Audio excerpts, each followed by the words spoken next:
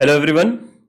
आज मैं बहुत ज्यादा खुश हूं। सबसे ज्यादा खुशी मुझे आज हो रही है बिकॉज जो चीज मिसिंग थी, the thing which was missing in risk management was building the concept, and for that thing we are gonna launch this batch, the concept building batch for risk management paper 6A.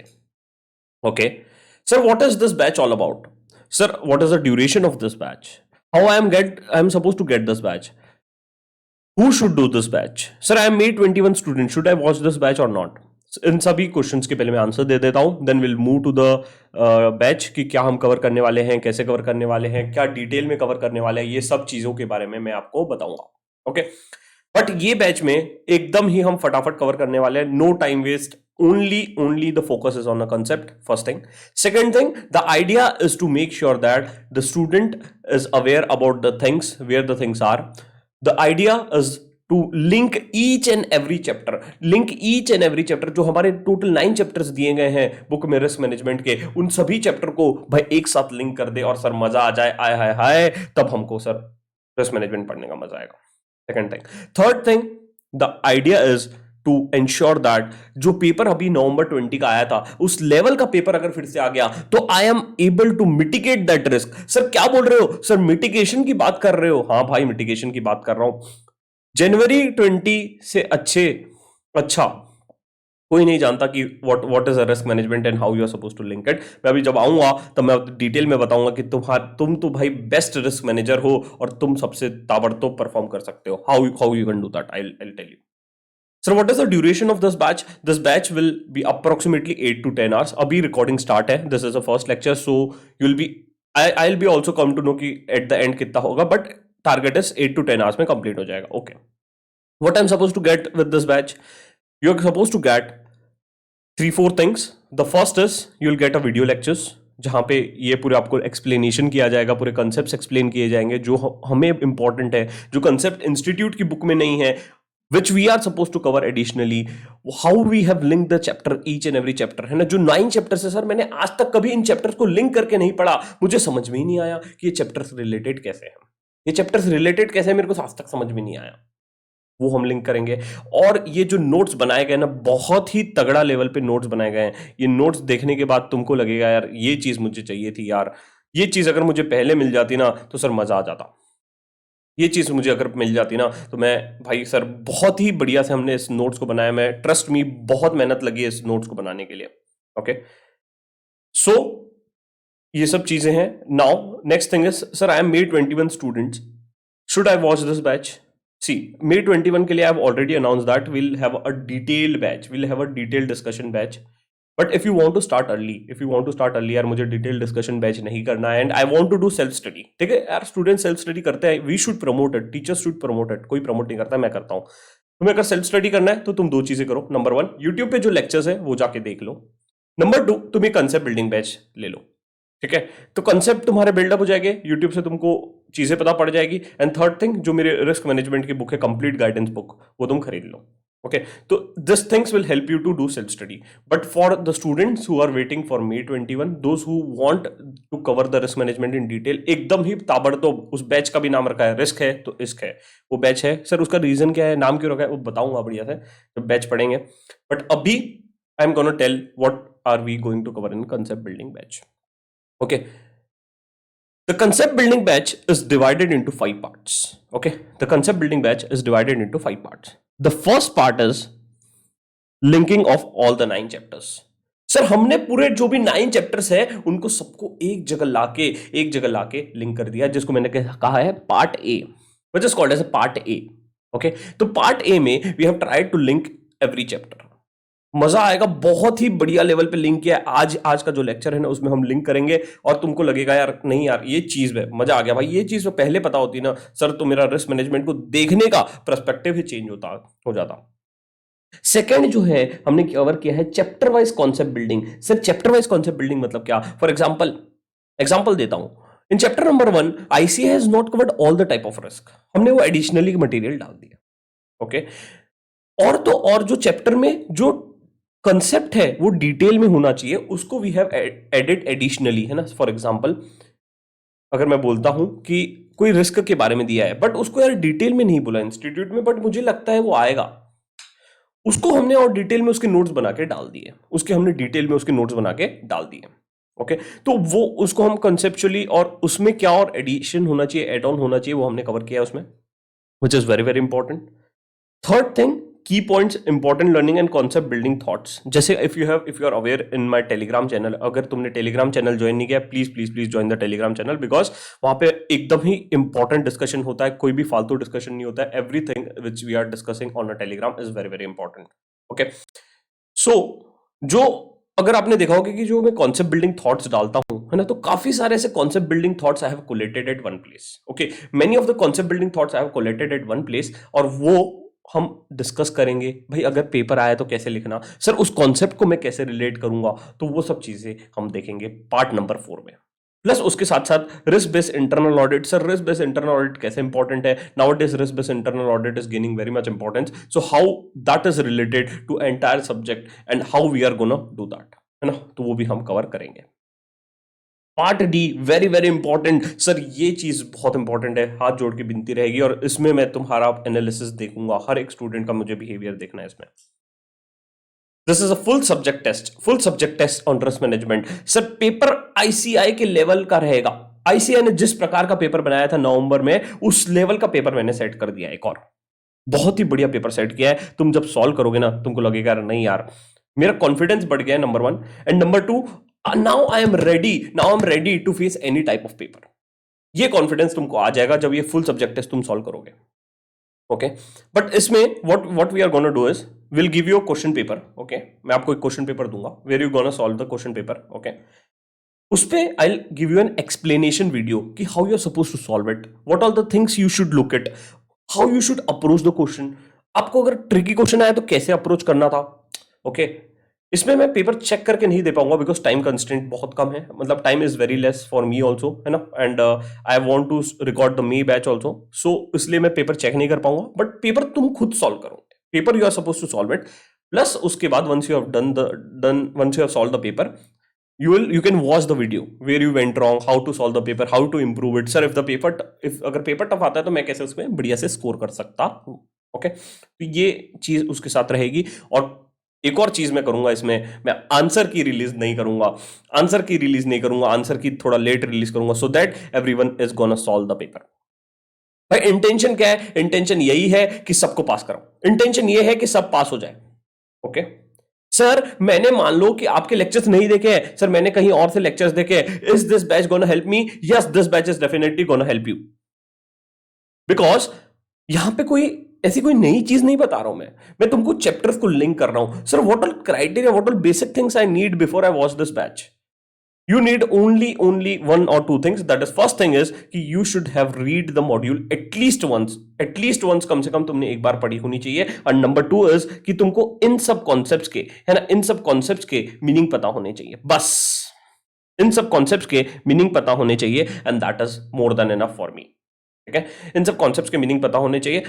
अगर तुमको नहीं पता, you can watch my lecture number 1 on which is available on YouTube. जो YouTube पे lecture number 1 है वो तुम देख सकते हो, ठीक है।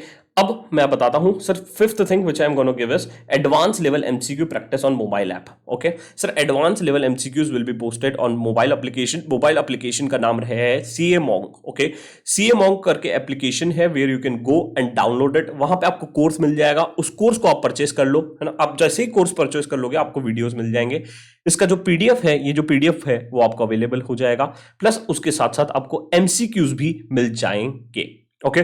काफी सिंप्लीफाइड वर्जन में रखा है, ऐप भी बहुत बढ़िया बनाया है, सिंपल बनाया है। सीए मॉन्क करके ऐप है, CAMONK, ओके। सीए मॉन्क करके ऐप है, जहां पे आप जाके प्ले स्टोर में और iOS में जाके आप डाउनलोड कर सकते हो, okay. And remember one thing कि the idea of this batch is to cover the important concepts, number 1। Number 2, to build a concept in such a way that you feel like यार risk management तो यार मेरे को पता था, but I was unable to relate it, I no.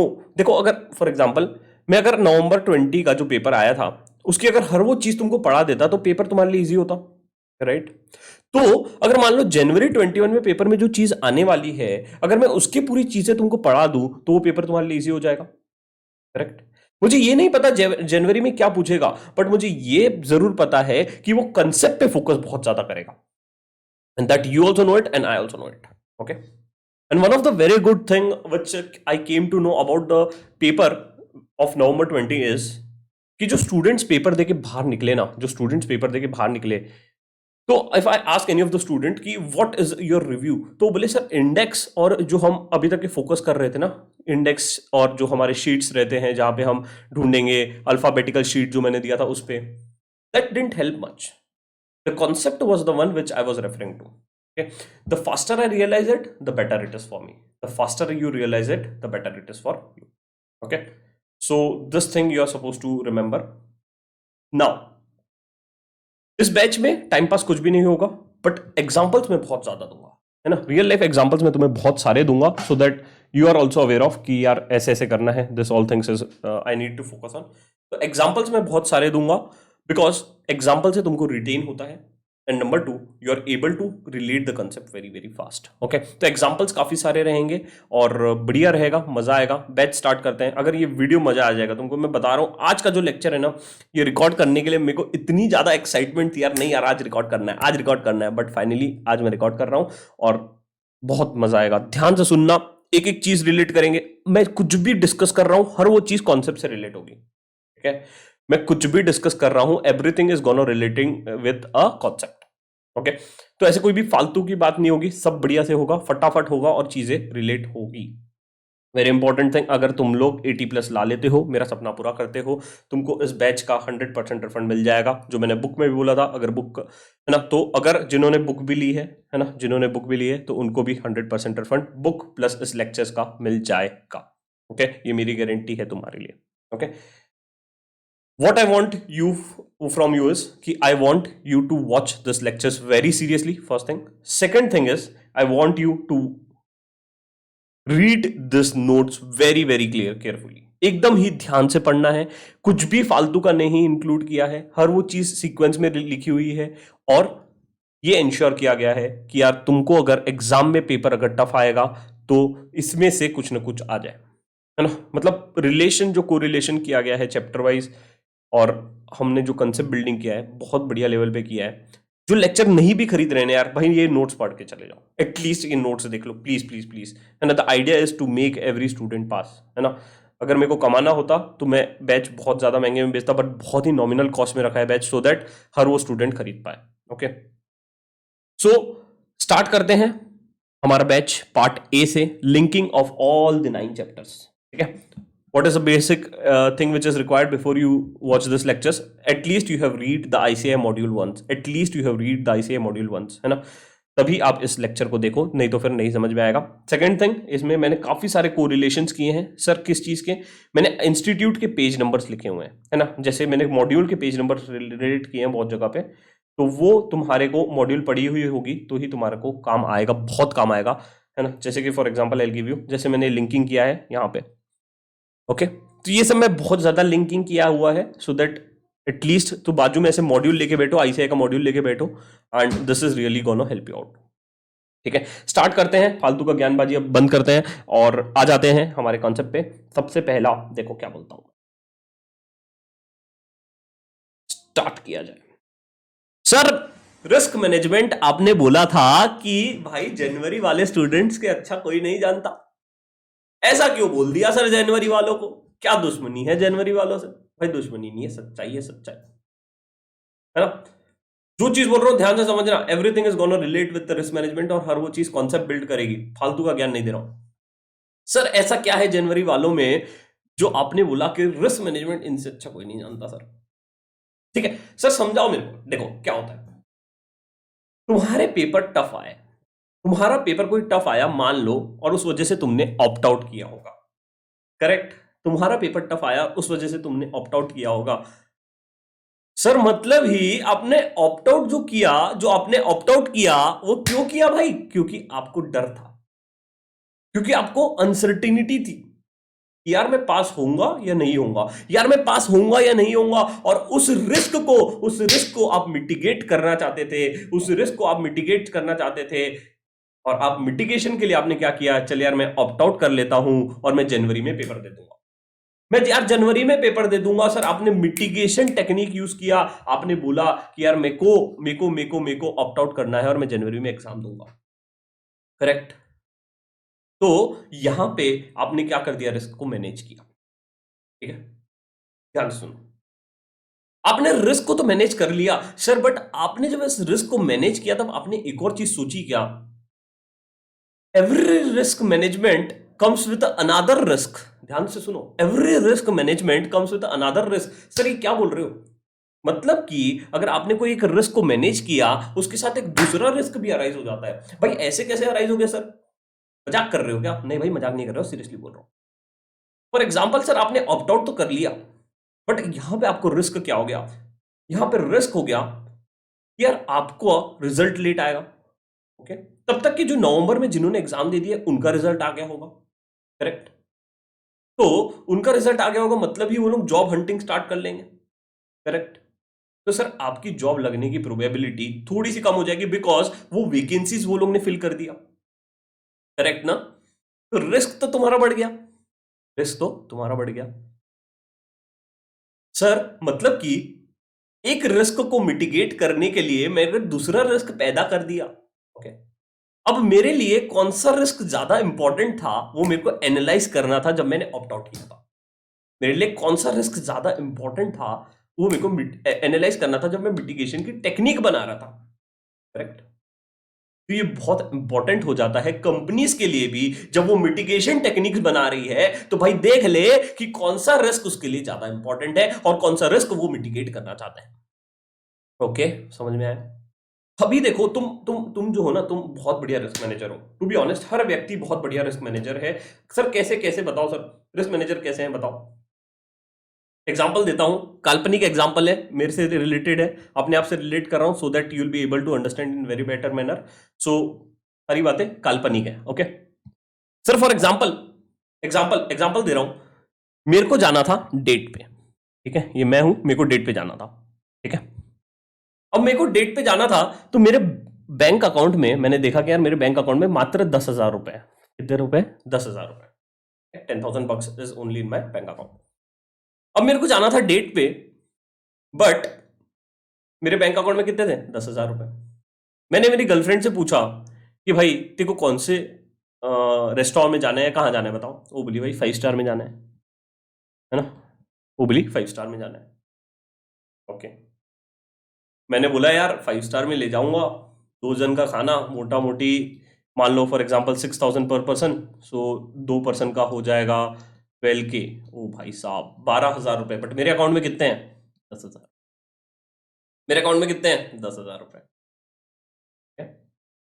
तो अब मेरे पास तो अब अनसर्टिनिटी है, मेरे पास तो सर अनसर्टिनिटी है ना साहब, कि ये जो पैसे बैंक अकाउंट में हैं ये क्या पूरे होंगे या नहीं होंगे, अनसर्टेनिटी है मेरे पास।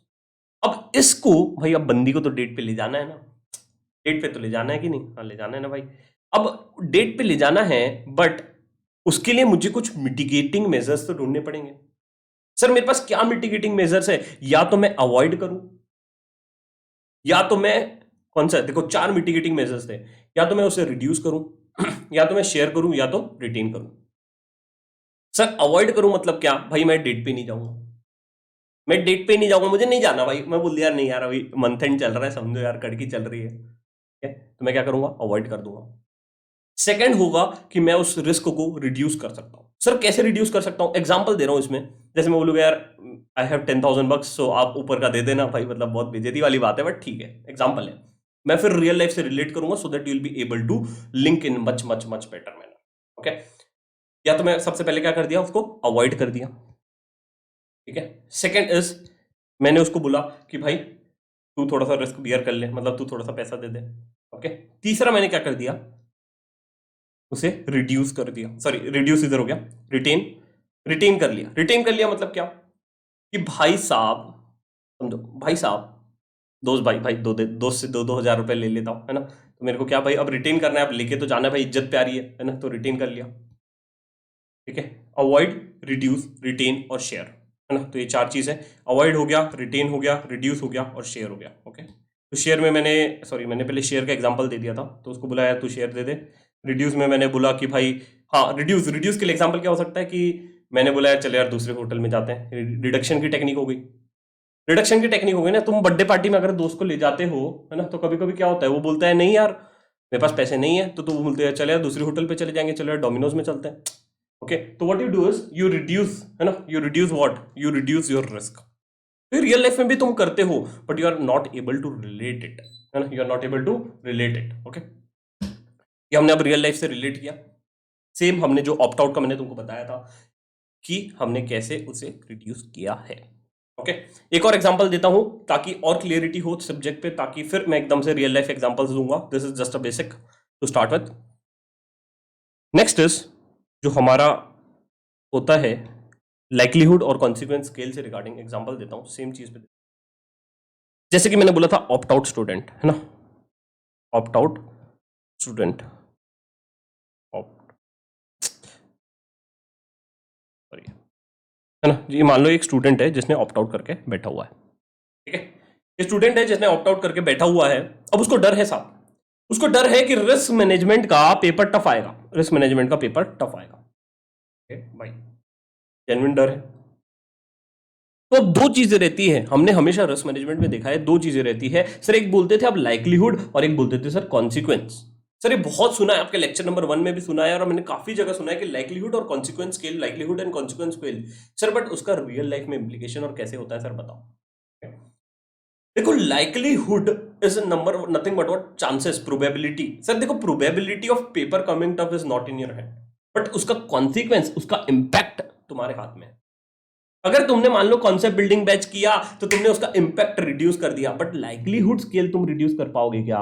नहीं सर, मतलब कि देयर आर फ्यू थिंग्स जिसके लिए मैं लाइक्लीहुड स्केल रिड्यूस कर पाऊंगा, देयर आर फ्यू थिंग्स जिसके लिए मैं कॉन्सिक्वेंस रिड्यूस कर पाऊंगा। समझो ध्यान से sir, there are few things जिसके लिए मैं सिर्फ लाइक्लीहुड स्केल रिड्यूस कर पाऊंगा, देयर आर फ्यू थिंग्स जिसके लिए मैं कॉन्सिक्वेंस स्केल रिड्यूस कर पाऊंगा, और जिसके लिए ऐसा भी चीज हो सकता है जिसके लिए मैं दोनों रिड्यूस कर पाऊं, ऐसा भी चीज हो सकता है जिसके लिए मैं दोनों रिड्यूस कर पाऊं। बहुत बढ़िया सर, एग्जांपल दो रियल लाइफ से। सर ये सब तो फालतू है सर, रियल लाइफ के एग्जांपल दो तब मजा आए। फॉर एग्जांपल देता हूं मैं, पहला वाला कि फायर लग गई तुम्हारे फैक्ट्री में, तुम्हारी फैक्ट्री थी एक फायर, जिसमें फायर लग गई। अब तुमने क्या किया था, फैक्ट्री के आग बुझाने के लिए स्प्रिंकलर सिस्टम लगा के रखा था। What is sprinkler system? जहां पे पानी फव्वारे निकलते हैं उससे और आग बुझ जाएगी। ओके, मैंने बोला था कि एक रिस्क को मिटिगेट करने के लिए there might be chances that other risk might arise, correct? So जैसे ही मैंने स्प्रिंकलर सिस्टम लगाया था, तो जैसे आग लगी थी स्प्रिंकलर सिस्टम चालू हो गया, आग तो बुझ गई, बट स्प्रिंकलर सिस्टम की मदद से क्या हो, जो मेरे डॉक्यूमेंट्स थे वो सब गीले हो गए, जो मेरी फाइनेंस की फाइल्स थी वो सब गीले हो गई, जो मेरे ऑफिस था कहीं पे फ्लड आ गया, कहीं कहीं बहुत ज्यादा वाटर कोलेट हो गया, रिस्क राइज हो गया ना सर। okay? तो फॉर एग्जाम्पल बैंक्स है, तो बैंक्स शुड थिंक यार either should I use a fire extinguisher, either I should use a sprinkler. तो ये सब चीजें भी तुमको ध्यान रखनी पड़ेगी जब तुम मिटिगेटिंग मेजर्स के बारे में सोच रहे हो। वेरी वेरी इंपॉर्टेंट, जब तुम कोई मिटिगेटिंग मेजर्स के बारे में सोच रहे हो तो you are suppose to keep all this thing in your mind, है ना, you are suppose to keep all this thing in your mind. Okay sir, आपने ऑप्ट आउट का भी दे दिया, ये भी एग्जांपल दे दिया, बहुत बढ़िया। हाँ, अब है ना, एक और एग्जांपल देता हूं, बढ़िया वाला देता हूं। से फॉर एग्जांपल अर्थक्वेक, से फॉर एग्जांपल अर्थक्वेक। अब मान लो कि तुम्हारा कोई प्लांट ऐसी जगह पे लोकेटेड है जहां पे अर्थक्वेक के आने के चांसेस है, अर्थक्वेक के आने के चांसेस है, देयर आर चांसेस, हो सकते हैं भाई। क्या तुम उसका लाइक्लीहुड स्केल चेंज कर सकते हो या कॉन्सिक्वेंस चेंज कर सकते हो? सर लाइक्लीहुड मतलब क्या? Probability of occurring an event. Sir उसका चांसेस हो तो मैं कंट्रोल नहीं कर सकता ना, वो तो एक्ट ऑफ गॉड है, नेचर के द्वारा होगा, है ना। बट मैं उसका कॉन्सिक्वेंस स्केल रिड्यूस जरूर कर सकता हूं, मतलब मैं एक्सपोजर कम कर सकता हूं, मतलब मैं इंपैक्ट कम कर सकता हूं। सर कैसे कम कर सकता हूं बताओ ना भाई। भाई एक्सपोजर कैसे कम करोगे? इंश्योरेंस ले लो, या तो उस जगह पे बिजनेस मत लगाओ, ठीक है। तो ये सब तरीके से तुम एक्सपोजर उसका कम कर सकते हो, ठीक है। अब मैं आता हूं हमारे नोट्स पे, और नोट्स ध्यान से पढ़ेंगे, एक एक लाइन हर वो चीज इंपॉर्टेंट है, ठीक है। देखो रिस्क मैनेजमेंट, रिस्क मैनेजमेंट जो है, managing the risk is simply managing uncertainty. Uncertainty को हमें मैनेज करना है, अनसर्टनिटी को हमें मैनेज करना है। देखो अनसर्टनिटी हमेशा रहेगी, तुम कोई भी काम करो, तुम कोई भी काम करो, तुम्हें अनसर्टेनिटी थी। तुमने इलेक्टिव चूज किया था तब भी तुमको अनसर्टेनिटी थी, यार पेपर इजी आएगा या नहीं आएगा, अनसर्टेनिटी थी। तुम क्लासेस क्यों लेते हो, तुम क्लासेस क्यों लेते हो किसी से, बिकॉज तुम्हें अनसर्टेनिटी, यार पेपर टफ आया तो यार क्लासेस में जो पढ़ाएंगे उसमें से कुछ आ जाएगा, इसलिए तुम क्लासेस लेते हो। ओके, तो ये क्या है, स्ट्रेटेजीज हैं मिटिगेट करने की। सर फॉर एग्जांपल अब कोविड में मास्क पहन के क्यों घूमते हो, because you are scared, because uncertain है यार, तुमको पता नहीं यार मेरे को क्या कोविड हो जाए, तो उसको मैं कैसे मिटिगेट करूं, तुम मास्क पहन के मिटिगेट करो। तुम मास्क पहन के अपने आप को बचाओगे। तो that is what, that is the strategy to mitigate the risk, that is a strategy to what mitigate a risk. So next is what do we do every day, है ना। देखो क्या बोलता है, we do it every day, sorry we do it every day both in our professional and personal life, हम दोनों जगह करते हैं। हम क्या रिस्क मैनेजमेंट हम दिन रात करते हैं, बट अब हमें फॉर्मली हमें सीखना है, हमें क्या सीखना है, हमें फॉर्मल मैनर में सीखना है कि हमें रिस्क मैनेजमेंट को कैसे मैनेज कर सकता हूं। Okay, managing uncertainty is nothing but what making decisions considering the possible effect of uncertainty। तुम्हें uncertainty का effect समझना है। सर अगर मैं बात करूं तो सबसे पहले आता है, देखो यहां पे है uncertainty, फिर उसके ऊपर आ जाएगा risk, फिर उसके ऊपर आ जाएगा तुम्हारा certainty। आगे मैं ग्राफ बताऊंगा चैप्टर नंबर 1 में, which we are gonna relate it very beautifully। बहुत बढ़िया सा ग्राफ निकाला है मैंने वहां पे, तो तुमको पता पड़ जाएगा तीनों के बीच में कोरिलेशन कैसा है। सर अब मेरे को ये बताओ कि रिस्क मैनेजमेंट तो ठीक है, रिस्क मैनेजमेंट तो ठीक है, बट सर कैसे करूं। आपने बोला कि सर अनसर्टेनिटी है इसलिए रिस्क मैनेजमेंट, अनसर्टेनिटी है उसको मैनेज करना है इसलिए रिस्क मैनेजमेंट है। मैंने बोला यस, बट अब मेरे को रिस्क को मैनेज करना है साहब, रिस्क को मैनेज करना है, तो रिस्क को मैनेज करना है ना, तो भाई सबसे पहले तुमको बिजनेस समझना हो। सर तुमको सबसे पहले समझना पड़ेगा धंधा, अगर धंधा ही नहीं समझते ना तो सर तुम रिस्क मैनेजमेंट का जीरो हो, तुम जीरो बटा सन्नाटा, तुमको कुछ नहीं आता। अगर तुमको धंधा नहीं समझता ना साहब तो तुम रिस्क मैनेजमेंट छोड़ दो। अगर तुम बिजनेसमैन वाले आदमी हो, अगर तुमको धंधा समझता है, अगर तुमने क्लाइंट्स के बिजनेसेस देखे हैं, तो you will be able to identify the risk very in very good manner. ठीक है, बहुत बढ़िया सेलिंग करूंगा, ध्यान से सुनना। ओके, नाउ सबसे पहले मुझे बिजनेस समझना है, उसके ऑब्जेक्टिव समझना है, उसके गोल समझना है। ओके, बट उस बिजनेस को समझने से पहले मुझे ये समझना पड़ेगा कि बिजनेस स्टार्ट कैसे होता है, बिजनेस स्टार्ट कैसे होता है। देखो मैंने ईआरएम का जब चैप्टर नंबर 8 पढ़ाया था, है ना, चैप्टर नंबर 8 पढ़ाया था, तब भी मैंने बताया था कि सर बिजनेस को स्टार्ट करने के लिए आपको चाहिए एक विजनरी, ऐसा बंदा जिसके पास विजन हो, ऐसा बंदा जिसके पास एक विजन हो साहब कि मेरे को ये करना है, मेरे को ये करना है, ये है विजनरी। दूसरा होना चाहिए एक हैकर, टेकी, टेक गाय, टक टक टक टक टक टक टक, जो टेक्नोलॉजी को डेवलप कर सके, जो टेक्नोलॉजी को डेवलप कर सके। तीसरा बंदा होना चाहिए हसलर, जो माल को बेच सके साहब, एक सेल्समैन चाहिए, एक सेल्समैन चाहिए जो माल को बेच सके, वेरी वेरी इंपॉर्टेंट। और चौथा चाहिए सर सीएफओ, चौथा चाहिए CFO, that is a numbers person, हम जैसे लोग चाहिए। ये सब लोगों को मिलके, ये सब लोगों को मिलके इसको कहते हैं टीम, और टीम बन के ही क्या होगा, ये सब मिलके एक क्या बिजनेस प्रपोज करेंगे, बिजनेस स्टार्ट करेंगे। अब ये सब जो मिलके बिजनेस स्टार्ट करेंगे, बिजनेस स्टार्ट करेंगे, और ये जाएंगे हमारे प्यारे से इन्वेस्टर के पास। हे इन्वेस्टर, क्या तुम हमें पैसा दे सकते हो, ये हमारा बिजनेस आइडिया है। Hey investor, can you please give us some money, this is our business idea. अब इन्वेस्टर सर कोई भी हो सकता है, या तो तुम्हारे बीच में से कोई बंदा हो सकता है, या तो कोई थर्ड पार्टी हो सकती है। ठीक है, अब हम गए इन्वेस्टर के पास। इन्वेस्टर क्या क्या देखेगा, इन्वेस्टर देखेगा कि क्या इनके पास अच्छी टीम है, क्या इनके पास आइडिया है, क्या इस प्रोजेक्ट में पोटेंशियल है क्या ग्रोथ का, और सर आखिरी में वो देखेगा कि क्या इस बिजनेस में, सर क्या इस बिजनेस में, थोड़ा सा बड़ा करता हूं, क्या इस बिजनेस में रिस्क कितना है, सर रिस्क कितना है उसे देखना पड़ेगा। सर क्यों ऐसा, देखो सर सिंपल सा चीज है, अगर उसको ज्यादा रिस्क लेके कम रिटर्न मिल रहा है तो कोई पैसा नहीं लगाएगा। सर अगर ऐसी ही बात है ना तो मैं पैसा क्यों लगाऊं, ठीक है, ऐसा क्यों लगाऊं। अब देखो सर एग्जांपल देता हूं, बहुत बढ़िया ऐसा देता हूं, ऐसा बिजनेस में ऐसा इन्वेस्टर कैसे सोचते हैं, very very important relating to subject. ठीक है सर, अगर मेरा रिस्क ज्यादा है तो इन्वेस्टर बोलेगा कि मुझे रिटर्न भी ज्यादा चाहिए। ओके सॉरी, है ना, क्या बोल रहा है, अगर मेरा रिस्क ज्यादा है तो तुम्हें इन्वेस्टर बोलेगा कि मुझे रिटर्न भी ज्यादा चाहिए। अगर तुम्हारा रिस्क कम है तो इन्वेस्टर बोलेगा कि रिटर्न भी कम चलेगा।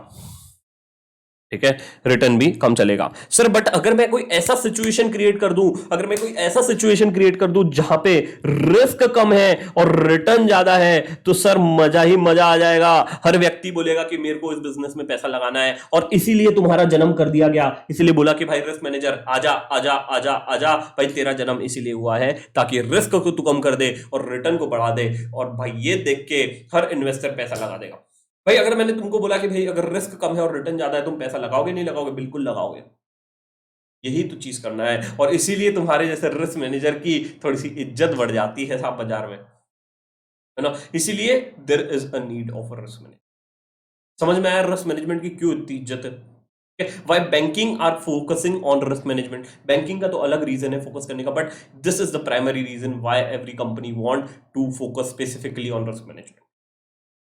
ठीक है, तो risk of entire business is very very important. हमें अब पूरे बिजनेस का रिस्क समझना पड़ेगा, जो हम बोलते हैं enterprise risk management. Sir you need to understand the risk of entire business. पूरे बिजनेस का रिस्क समझो साहब, तब आएगा मजा, तब आएगा मजा। ठीक है, वेरी वेरी इंपॉर्टेंट। तो हमें क्यों इंपॉर्टेंस दिया जाता है? बिकॉज इसीलिए दिया जाता है कि हम कंपनी में यार रिस्क को कम कर दे और रिटर्न तो बढ़िया ज्यादा दे। ओके, अब सर तो क्वेश्चन अराइजेस कि रिस्क का जन्म कहां से हुआ? सर मेरे को ये तो समझ में आ गया रिस्क मैनेजमेंट क्यों करना पड़ेगा, because there is uncertainty. Now sir risk कैसे अराइज हुआ? Risk arises from the decision. Very very important sir. Decision can be either your own or decision can be of third party or other person. ठीक है, decision या तो तुम्हारा हो सकता है या किसी और व्यक्ति का हो सकता है। सर फॉर एग्जाम्पल दो सर। मैंने क्लास में भी एग्जाम्पल दिया था, एक बढ़िया सा एग्जाम्पल दिया था नेटफ्लिक्स का। नेटफ्लिक्स और पीवीआर। सर नेटफ्लिक्स ने 5 और 6 दिसंबर को फ्री रख दिया सर, जिस वजह से पीवीआर को रिस्क बढ़ गया। पीवीआर का क्या रिस्क बढ़ गया कि उसके स्टूडियो में, उसके थिएटर में, स्टूडियो बोलता हूं, उसके थिएटर में कोई आया ही नहीं। सर डिसीजन किसका था? दूसरे व्यक्ति का था, उस वजह से रिस्क किसका बढ़ गया? भाई पीवीआर का रिस्क बढ़ गया। ये तो यार गलत है ना? गलत नहीं है भाई, this is a business, this is a business. Risk कोई भी दे सकता है तुमको, रिस्क कोई भी दे सकता है। अपने आप से रिलेट करके देख लेना एग्जाम में, है ना। पेपर टफ आया, तुम्हारे हाथ में था क्या? नहीं, अदर पर्सन की वजह से तुम्हारा रिस्क बढ़ गया ना भाई।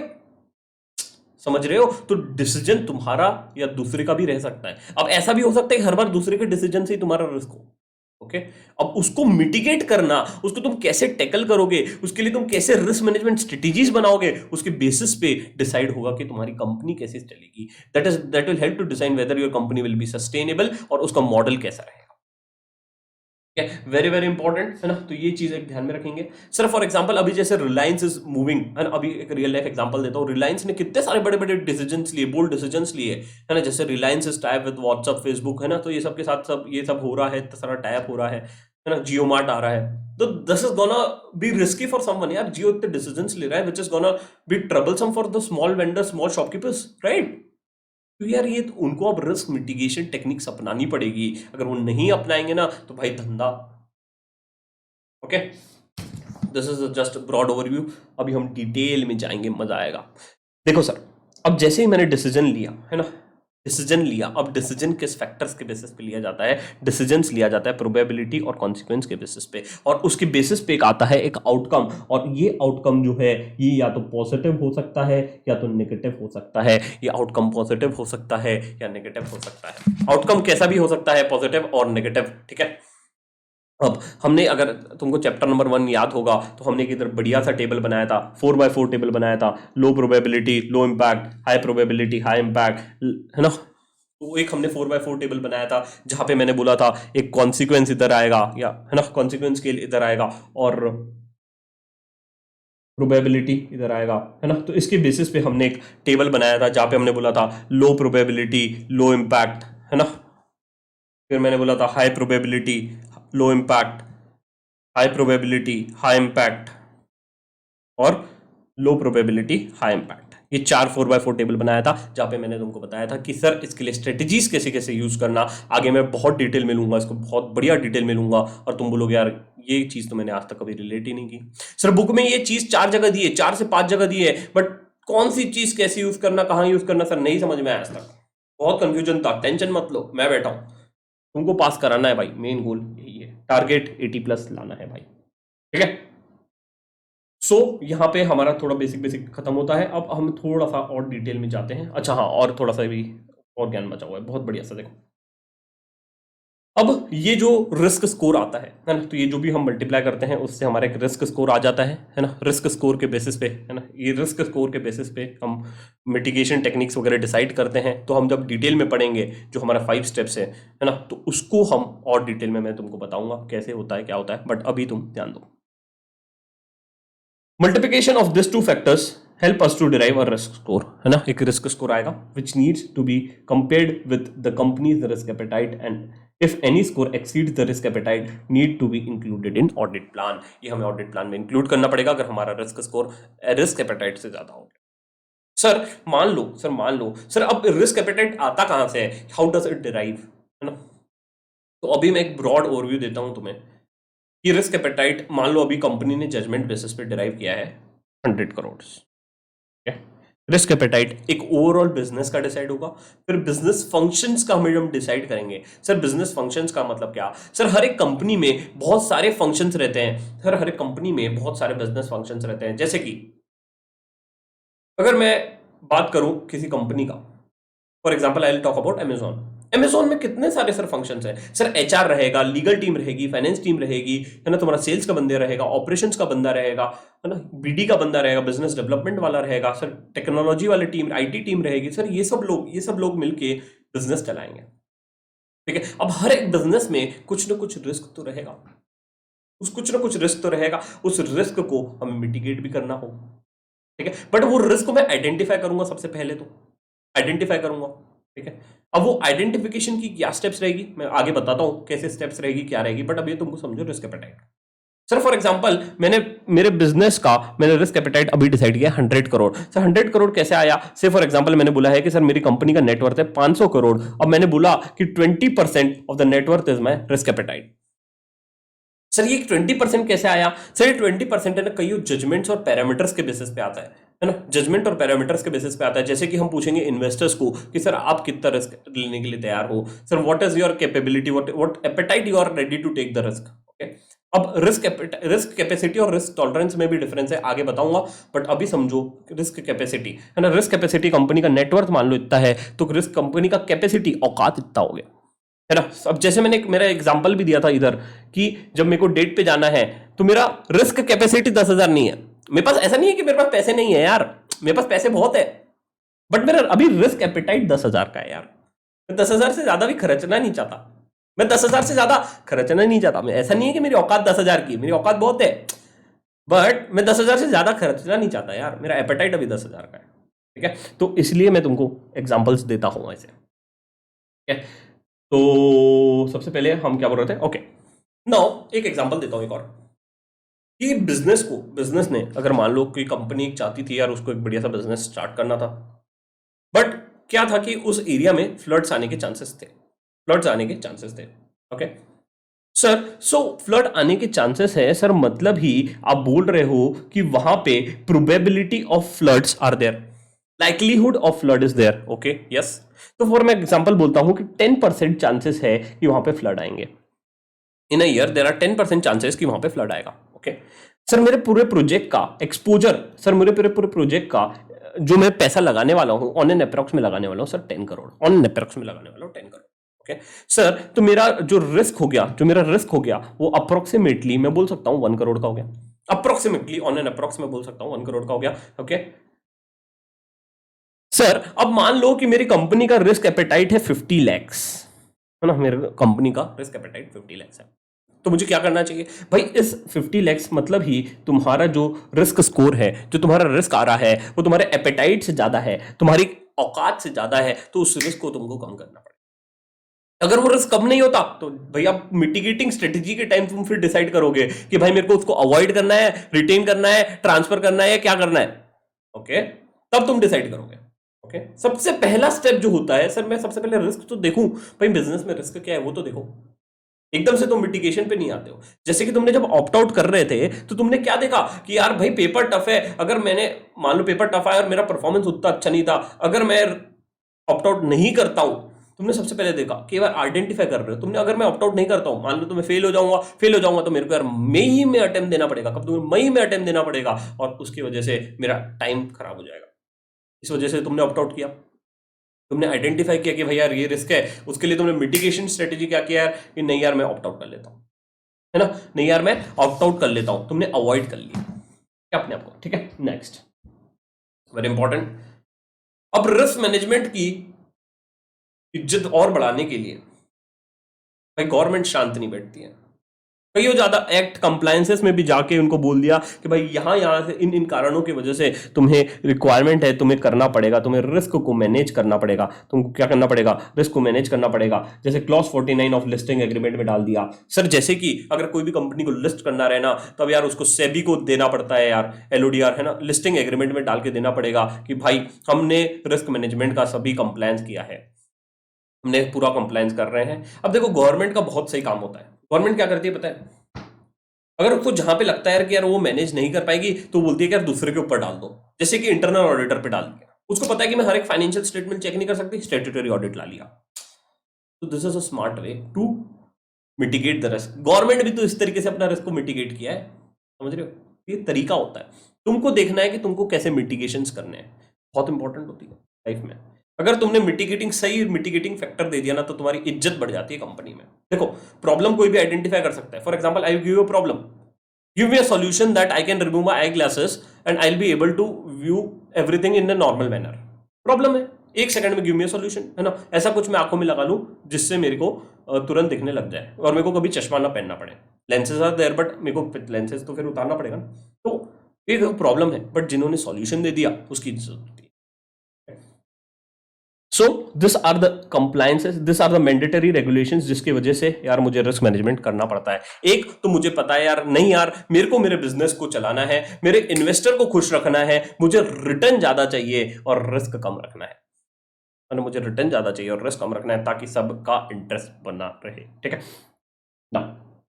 Y do we need risk management plan? देखो ये हमारे बुक से हैं, अब मैंने लिंकिंग स्टार्ट कर दिया है, बहुत इंपॉर्टेंट है। अगर तुमने मॉड्यूल में 3.10 पे आ जाओ, अगर तुम साथ साथ में कवर करना चाहते हो, what you need to do is open 3.10 page number और साथ साथ में तुम देख लो why do we need a risk management plan. Sir मुझे रिस्क मैनेजमेंट प्लान क्यों चाहिए? तो इन कारणों की वजह से मुझे रिस्क मैनेजमेंट प्लान चाहिए। ठीक है, तो सिंपल है, सिंपल थ्योरी है ना। तो रिस्क मैनेजमेंट प्लान क्यों चाहिए? इन रीजन से चाहिए मुझे। ओके नेक्स्ट आगे बढ़ते हैं थोड़ा सा, देखो क्या बोलता है। ये आप खुद से पढ़ लेना, बहुत ईजी है, बट मैं कोरिलेशन दिया है तो वो देख लेना। कई चीजें मैं स्किप कर दूंगा, जो इजी रहेगा वो मैं स्किप कर दूंगा, जो कॉन्सेप्ट है जो समझाने का रहेगा वहां मैं समझाऊंगा। Okay next is what are the common objectives of having risk management. What are the common objectives?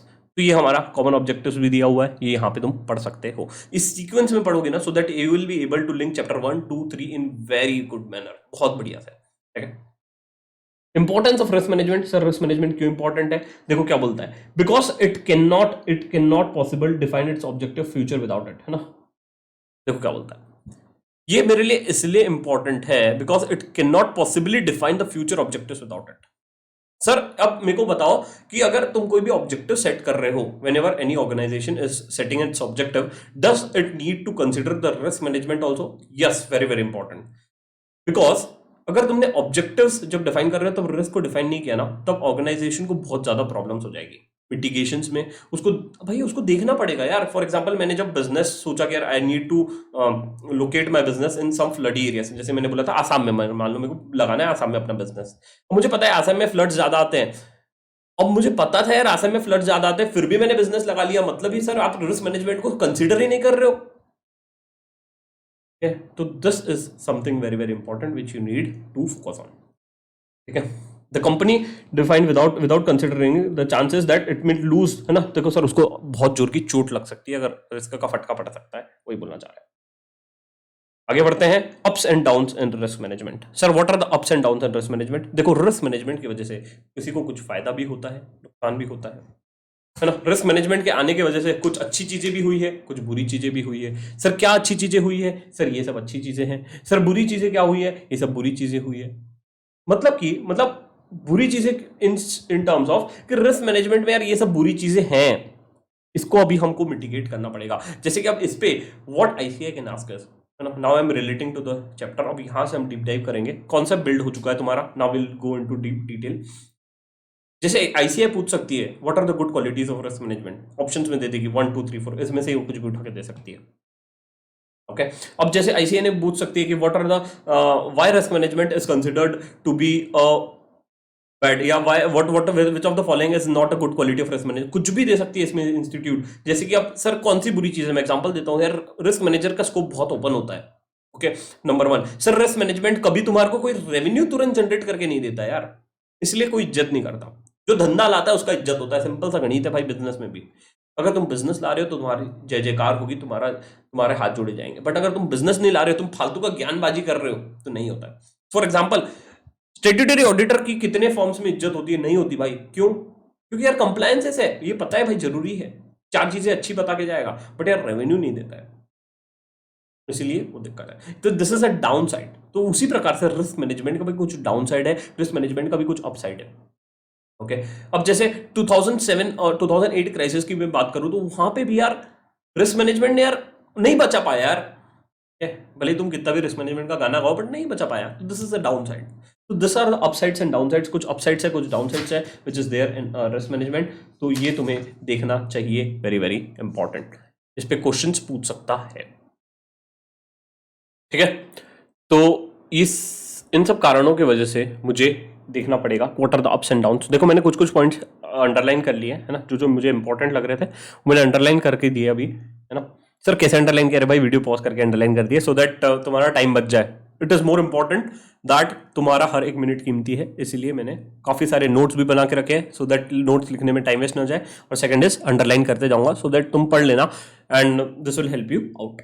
Okay next is now we have understood why we need risk management. Sir देखो मेरे को समझ में आया, अनसर्टेनिटी कम करनी है, business को investor को खुश करना है, और तो सर मुझे कंप्लायंसेस पूरे करने हैं। इन कारणों की वजह से मुझे रिस्क मैनेजमेंट करना पड़ रहा है।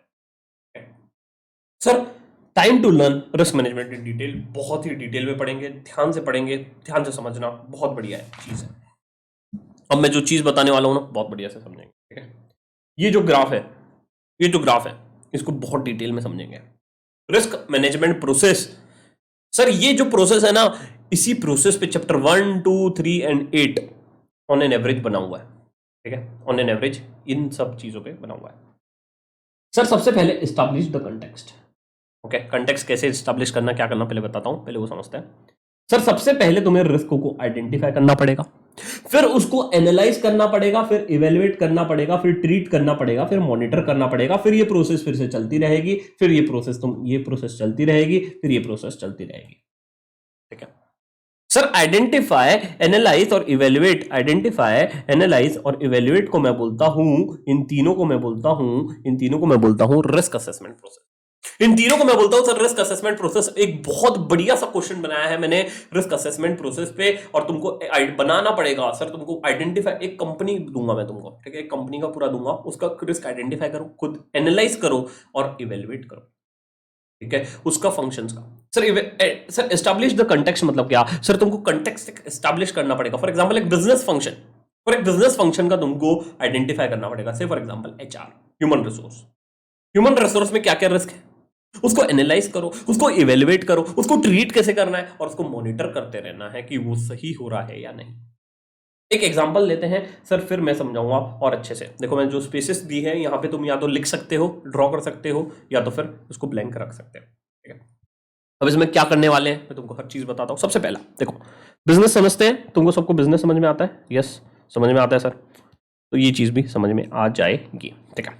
सबसे पहला एक होता है बिजनेस, अरे यार बिजनेस है, बिजनेस ये है, मान लो ये बिजनेस है तुम्हारा, ठीक है। बिजनेस में होते हैं बहुत सारे फंक्शंस। क्या होते हैं? फंक्शंस। सर मतलब क्या? सर बिजनेस में रहेगा एचआर, बिजनेस में रहेगा सेल्स पर्सन, बिजनेस में रहेगा फाइनेंस वाला, बिजनेस में रहेगा टेक्नोलॉजी वाला। सर ऐसे बहुत सारे फंक्शन रहेंगे सर, बहुत सारे। सर ये जो फंक्शंस है कुछ करेंगे वर्क, कुछ कार्य करेंगे। सर हर एक व्यक्ति का, हर एक बिजनेस फंक्शन का कुछ काम रहेगा, कुछ वर्क रहेगा, यस रहेगा। इन वर्क में हमें कुछ रहेंगे रिस्क्स, इन वर्क में कुछ हमें रिस्की एरियाज रहेंगे। बेटर इफ आई से रिस्की एरिया, रिस्की एरियाज रहेंगे, करेक्ट। इन रिस्की एरियाज में हमें ढूंढना है रिस्क। सर फॉर एग्जाम्पल दो, सर एग्जाम्पल दो, सर एग्जाम्पल लेते हैं। से for example HR. Sir HR का काम क्या रहता है, मतलब काम रहता है एचआर का, है ना। एचआर का काम क्या रहता है सर, फॉर एग्जांपल स्टाफिंग, उसको करेक्ट रिसोर्स को हायर करना है सर, उसका कार्य है, उसका कर्म है सर, उसको करना पड़ेगा, एचआर को करना पड़ेगा भाई, तू सही आदमी को लेके आ, नहीं तो फिर देख ले। तो सबसे पहला उसका क्या हो गया, स्टाफिंग। सर अगर उसने सही आदमी को नहीं लाया, एचआर ने किसी गलत आदमी को उठा के ला लिया, सर अगर उसने रॉन्ग आदमी को ला लिया, से फॉर एग्जांपल उसने करेक्ट हायरिंग नहीं किया, तो उस वजह से जनरेट हो गया staffing risk. Staffing risk generate हो गया सर, उस वजह से सर एचआर की वजह से स्टाफिंग रिस्क जनरेट हो गया। ओके, मैनेजमेंट है ना, तो उस वजह से सर स्टाफिंग रिस्क जनरेट हो गया। अब उस रिस्क को मुझे क्या करना पड़ेगा, उस रिस्क को मुझे देखना पड़ेगा कि सर उसका इंपैक्ट कितना है। सर मतलब ही सर मैं बात कर रहा हूं, उसमें मुझे देखना पड़ेगा लाइक्लीहुड और कॉन्सिक्वेंस स्केल मुझे देखना पड़ेगा। लाइक्लीहुड और कॉन्सिक्वेंस स्केल देखना पड़ेगा। सर मतलब ही आप बात कर रहे हो क्या एनालाइज की, हाँ मैं एनालाइज करने की बात कर रहा हूं। मैंने लाइक्लीहुड और कॉन्सिक्वेंस स्केल देखा, और उसके बाद मुझे करना पड़ेगा उसको रैंकिंग, है ना, मुझे निकाल रैंकिंग करना पड़ेगा। उसके बाद मुझे करना पड़ेगा रैंकिंग कि भाई उसमें रिस्क कितना है। Ranking is based on sir multiple risk को मैं नोट डाउन करूंगा और फिर देखूंगा यार ये कहां पे बैठ रहा है। एनालाइज कर रहा हूं मैं, अभी एनालाइज कर रहा हूं सर। मतलब ही आपने 3 स्टेप कर लिया, आपने सबसे पहले आइडेंटिफाई किया, एनालाइज किया, इवेलुएट किया, है ना। तो रैंक इवेलुएशन के टाइम में कर रहा हूं रैंकिंग, है ना, इवेल्युएशन के टाइम में कर रहा हूं रैंकिंग। 3 स्टेप हो गया सर। मतलब आपने रिस्क को असेस कर लिया है कि अभी, हाँ सर अब मुझे रिस्क पता पड़ गया है, रिस्क असेस हो चुका है, मुझे पता है कि भाई ये रिस्क है।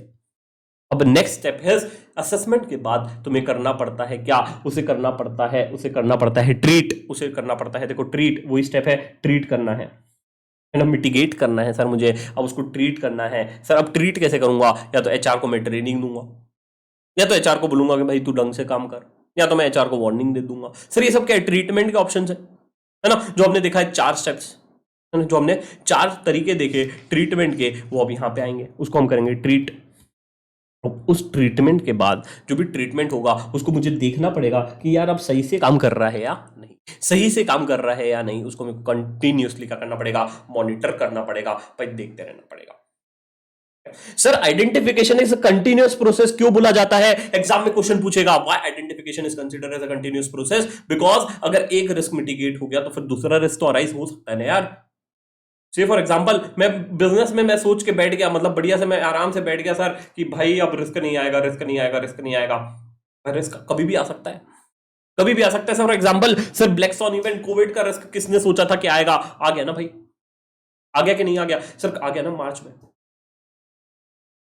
अगर मैं ये सोच के बैठ जाता यार मैंने हमेशा अपना काम कर लिया, क्लोज हाई एंड फ्लोर हैंडफोल्ड करके बैठ गया, नहीं ऐसा नहीं होगा। Identification is very very important step in a business. अगर तुमने आइडेंटिफिकेशन ढंग से किया है तो तुमको आगे बढ़ने का मतलब है। रिमेंबर दिस, आइडेंटिफिकेशन वालों के लिए बहुत इज्जत है। सर अगर मैंने आइडेंटिफिकेशन ही नहीं किया, मान लो कि मैंने एचआर का रिस्क आइडेंटिफाई नहीं किया रहता तो मिटिगेट ही कहां से होता भाई, मतलब ही कंपनी में रिस्क आखिरी तक चलता। ओके, तो identification is very very important step, और इसीलिए मैंने आइडेंटिफिकेशन के लिए कम से कम 12 प्रोसेसेस बनाई है, ऐसी 12 स्टेप्स बनाई है जिसके थ्रू तुम आइडेंटिफिकेशन देख सकते हो। देखो 12 स्टेप्स बनाई है, 12 स्टेप्स। सर ये आइडेंटिफिकेशन हम ऐसे पढ़ेंगे ना भाई, तुमको लगेगा यार नहीं यार अब मैं रिस्क मैनेजर बन रहा हूं। ये वीडियोस देखने के बाद you will feel like I am the risk manager. ला लो भाई किसी भी कंपनी का तुमको रिस्क मैनेजमेंट मैं तुमको सिखाता हूं भाई। रियल लाइफ रिस्क रिपोर्ट पे काम करेंगे अपन, और भाई ऐसा कंसेप्ट बिल्ड होगा ना यार कि किसी भी माई के लाल में अब दम नहीं रहेगा कि भाई ला ले भाई तू पेपर अब कैसा निकालना है, अगर निकालना है तो भाई रियल लाइफ रिस्क रिपोर्ट पे काम करेंगे। तुमको दिखाऊं रियल लाइफ रिस्क रिपोर्ट कैसा होता है, रिस्क रजिस्टर कैसा होता है रियल लाइफ में, आज तक किसी ने नहीं बताया होगा, मैं दिखा रहा हूं भाई। ये देखो रियल लाइफ रिस्क रिपोर्ट कैसे होता है, कॉन्सिक्वेंस स्केल कैसे हम एकदम एनालाइज करेंगे डिटेल में, और जब इसको फिल करेंगे ना तब तुमको मजा आएगा। जब फिल करेंगे ना तब मजा आएगा। और ये फिल कब करवाऊंगा, तुमको दूंगा एक क्वेश्चन, उसमें तुमको करना पड़ेगा फिल, और फिर उसको करूंगा मैं डिस्कस, और तब तुमको मजा आएगा यार नहीं यार इस लेवल का पेपर आ गया ना, अब हमने सब प्रिपेयर कर लिया है, तो दे इंस्टीट्यूट क्या दे सकता है, ऐसा हो जाएगा थोड़ी देर में। तो सबसे पहला देखो मैं क्या बोल रहा हूं सर, ये 5 स्टेप प्रोसेस बहुत इंपॉर्टेंट है, ये ध्यान में रखो। इस पे सर बहुत डिटेल में डिस्कशन करने वाला हूं हर एक चीज पे। आइडेंटिफिकेशन कैसे होगा, उसकी स्टेप्स क्या है, एनालाइज कैसे होगा, इवेल्युएट कैसे होगा, ट्रीट कैसे होगा, मॉनिटर कैसे करना है। समझ रहे हो, ये चीज को हल्के में नहीं लेना है हमें। सर अब स्टार्ट करते हैं आइडेंटिफिकेशन से, बहुत ही बढ़िया स्टेप पे स्टार्ट करते हैं आइडेंटिफिकेशन से। क्या आप तैयार हो? हाँ हम सर तैयार हैं। अब देखो सर, सबसे पहले रिस्क मैनेजमेंट के कुछ पर्पसेस है, रिस्क मैनेजमेंट के कुछ प्राइमरी गोल्स है, वो हमको पूरे करने पड़ेंगे। और देखो रिस्क मैनेजमेंट के कुछ पर्पसेस है, ये पर्पसेस हमें पढ़ लेना यार एक बार। एक बार पढ़ लेना कि रिस्क असेसमेंट क्यों जरूरी है, कैसे करना चाहिए। अब देखो क्या बोलता है, risk assessment should be done by an employer or the owner of the business before any task or activity. है ना, मैंने तुमको बताया था यार, तुम प्लांट लगाने से पहले यार रिस्क मैनेजमेंट को पूछो तो सही, उसकी इज्जत तो करो यार। बाद में फिर तुम जाके बोलोगे मिटिगेट करो मिटिगेट करो, नहीं, असेसमेंट से ही पूछना पड़ेगा, तभी जाके काम होगा। देखो ये जो चीजें बोल रहा हूं इस पे एमसीक्यूज बन सकते हैं, है ना। तो what which of the following is not a primary purpose of risk assessment, पूछ लिया भाई। तुम बोलोगे सर बुक में है ही नहीं, भाई है, कंसेप्ट बिल्डिंग हमारी जो बुक है उसमें है भाई। ठीक है, तो this is very very important, you are suppose to read this very very carefully, you can not avoid reading this, at least you are suppose expected to read this book twice, है ना। जो कंसेप्ट बिल्डिंग बुक बनाई है ऐसे नहीं बनाई है यार, हर एक चीज को रिलेट किया है, बहुत ही बढ़िया तरीके से रिलेट किया है। और तुमको पढ़ने का लगेगा सर ये बुक पहले मिल जाती ना तो मजा आ जाता। ठीक है ना, first step is identification, very very important. Sir आज तक मेरे को समझ में नहीं आया कि बुक में शॉर्ट एनालिसिस, ईआरएम और पेस्टले क्यों दिया था। देखो ध्यान से समझते हैं, ईआरएम तो समझ में आया सर क्यों दिया था, बट सर शॉर्ट एनालिसिस और पेस्टले क्यों दिया था भाई, क्यों नहीं समझ में आया। सर आइडेंटिफाई करने से पहले हर एक कोई भी चीज, any risk if you want to identify, the first thing you should know is what is the business. Sir धंधा नहीं समझोगे ना कुछ नहीं समझ पाओगे, इसलिए मैंने वहां से स्टार्ट किया था कि अगर तुम्हें बिजनेस स्टार्ट करना है तो व्यक्ति कैसे लगेंगे, और जब तक बिजनेस नहीं समझोगे तब तक रिस्क नहीं समझोगे, और रिस्क नहीं समझोगे तो मैनेज कैसे करोगे, मैनेज नहीं कर पाओगे तो बिजनेस चलाओगे कैसे। और इसीलिए इसीलिए तुमको बिजनेस समझना जरूरी है। नाउ सबसे पहला द फर्स्ट स्टेप इज, तुमको समझना पड़ेगा आइडेंटिफिकेशन में कि भाई बिजनेस क्या है।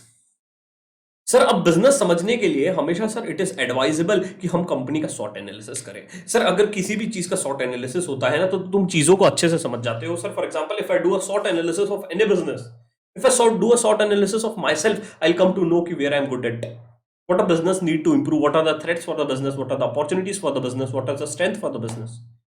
और इसीलिए तुमको बुक में दिया गया था शॉर्ट एनालिसिस, उन्होंने मुंबई का दे दिया भाई, वो मुंबई का फालतू दिया है, बट उसकी जगह वो बिजनेस का देता ना तो सर काम कर रहा था मेरे लिए शॉर्ट एनालिसिस। और एक केस स्टडी दिया है, आई थिंक केस स्टडी 3 दिया है इंस्टीट्यूट के द्वारा, जिसमें उन्होंने शॉर्ट एनालिसिस किया है। तो शॉर्ट एनालिसिस पे मैं फुल सब्जेक्ट टेस्ट में अब भी पेपर लीक कर देता हूं कि मैंने फुल सब्जेक्ट टेस्ट में एक क्वेश्चन दिया शॉर्ट एनालिसिस का। ठीक है, बिकॉज आई एम एक्सपेक्टिंग कुछ पूछेगा उसमें से, बट ठीक है। जो फुल सब्जेक्ट टेस्ट बनाई गई है ना ऐसे तगड़े लेवल पे बनाई गई है यार, तुम सॉल्व करने के बाद बोलोगे यार पूरा रिस्क मैनेजमेंट मेरा कवर हो चुका है। सर इसके बाहर से अगर इंस्टीट्यूट पूछता है ना यार, फिर तो बहुत और मेहनत करनी पड़ जाएगी, बट जितना कर रहे हैं ना भाई वो बहुत तगड़े लेवल का है टू बी ऑनेस्ट।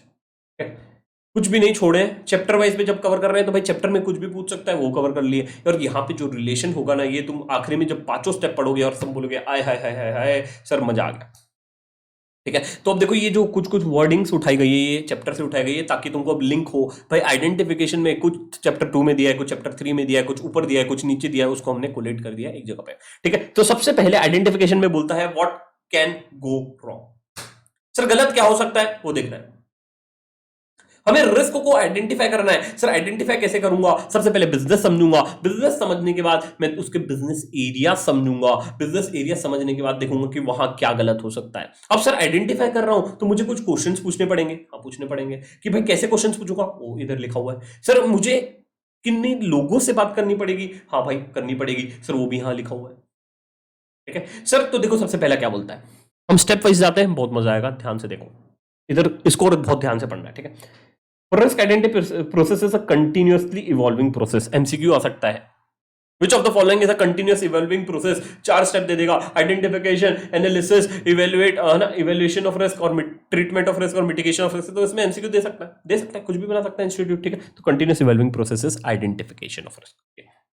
सबसे पहला स्टेप होता है अंडरस्टैंड करो बिजनेस को। सबसे पहला स्टेप होता है you need to understand the business, है ना। सबसे पहला स्टेप होता है you need to understand the business in which it operates.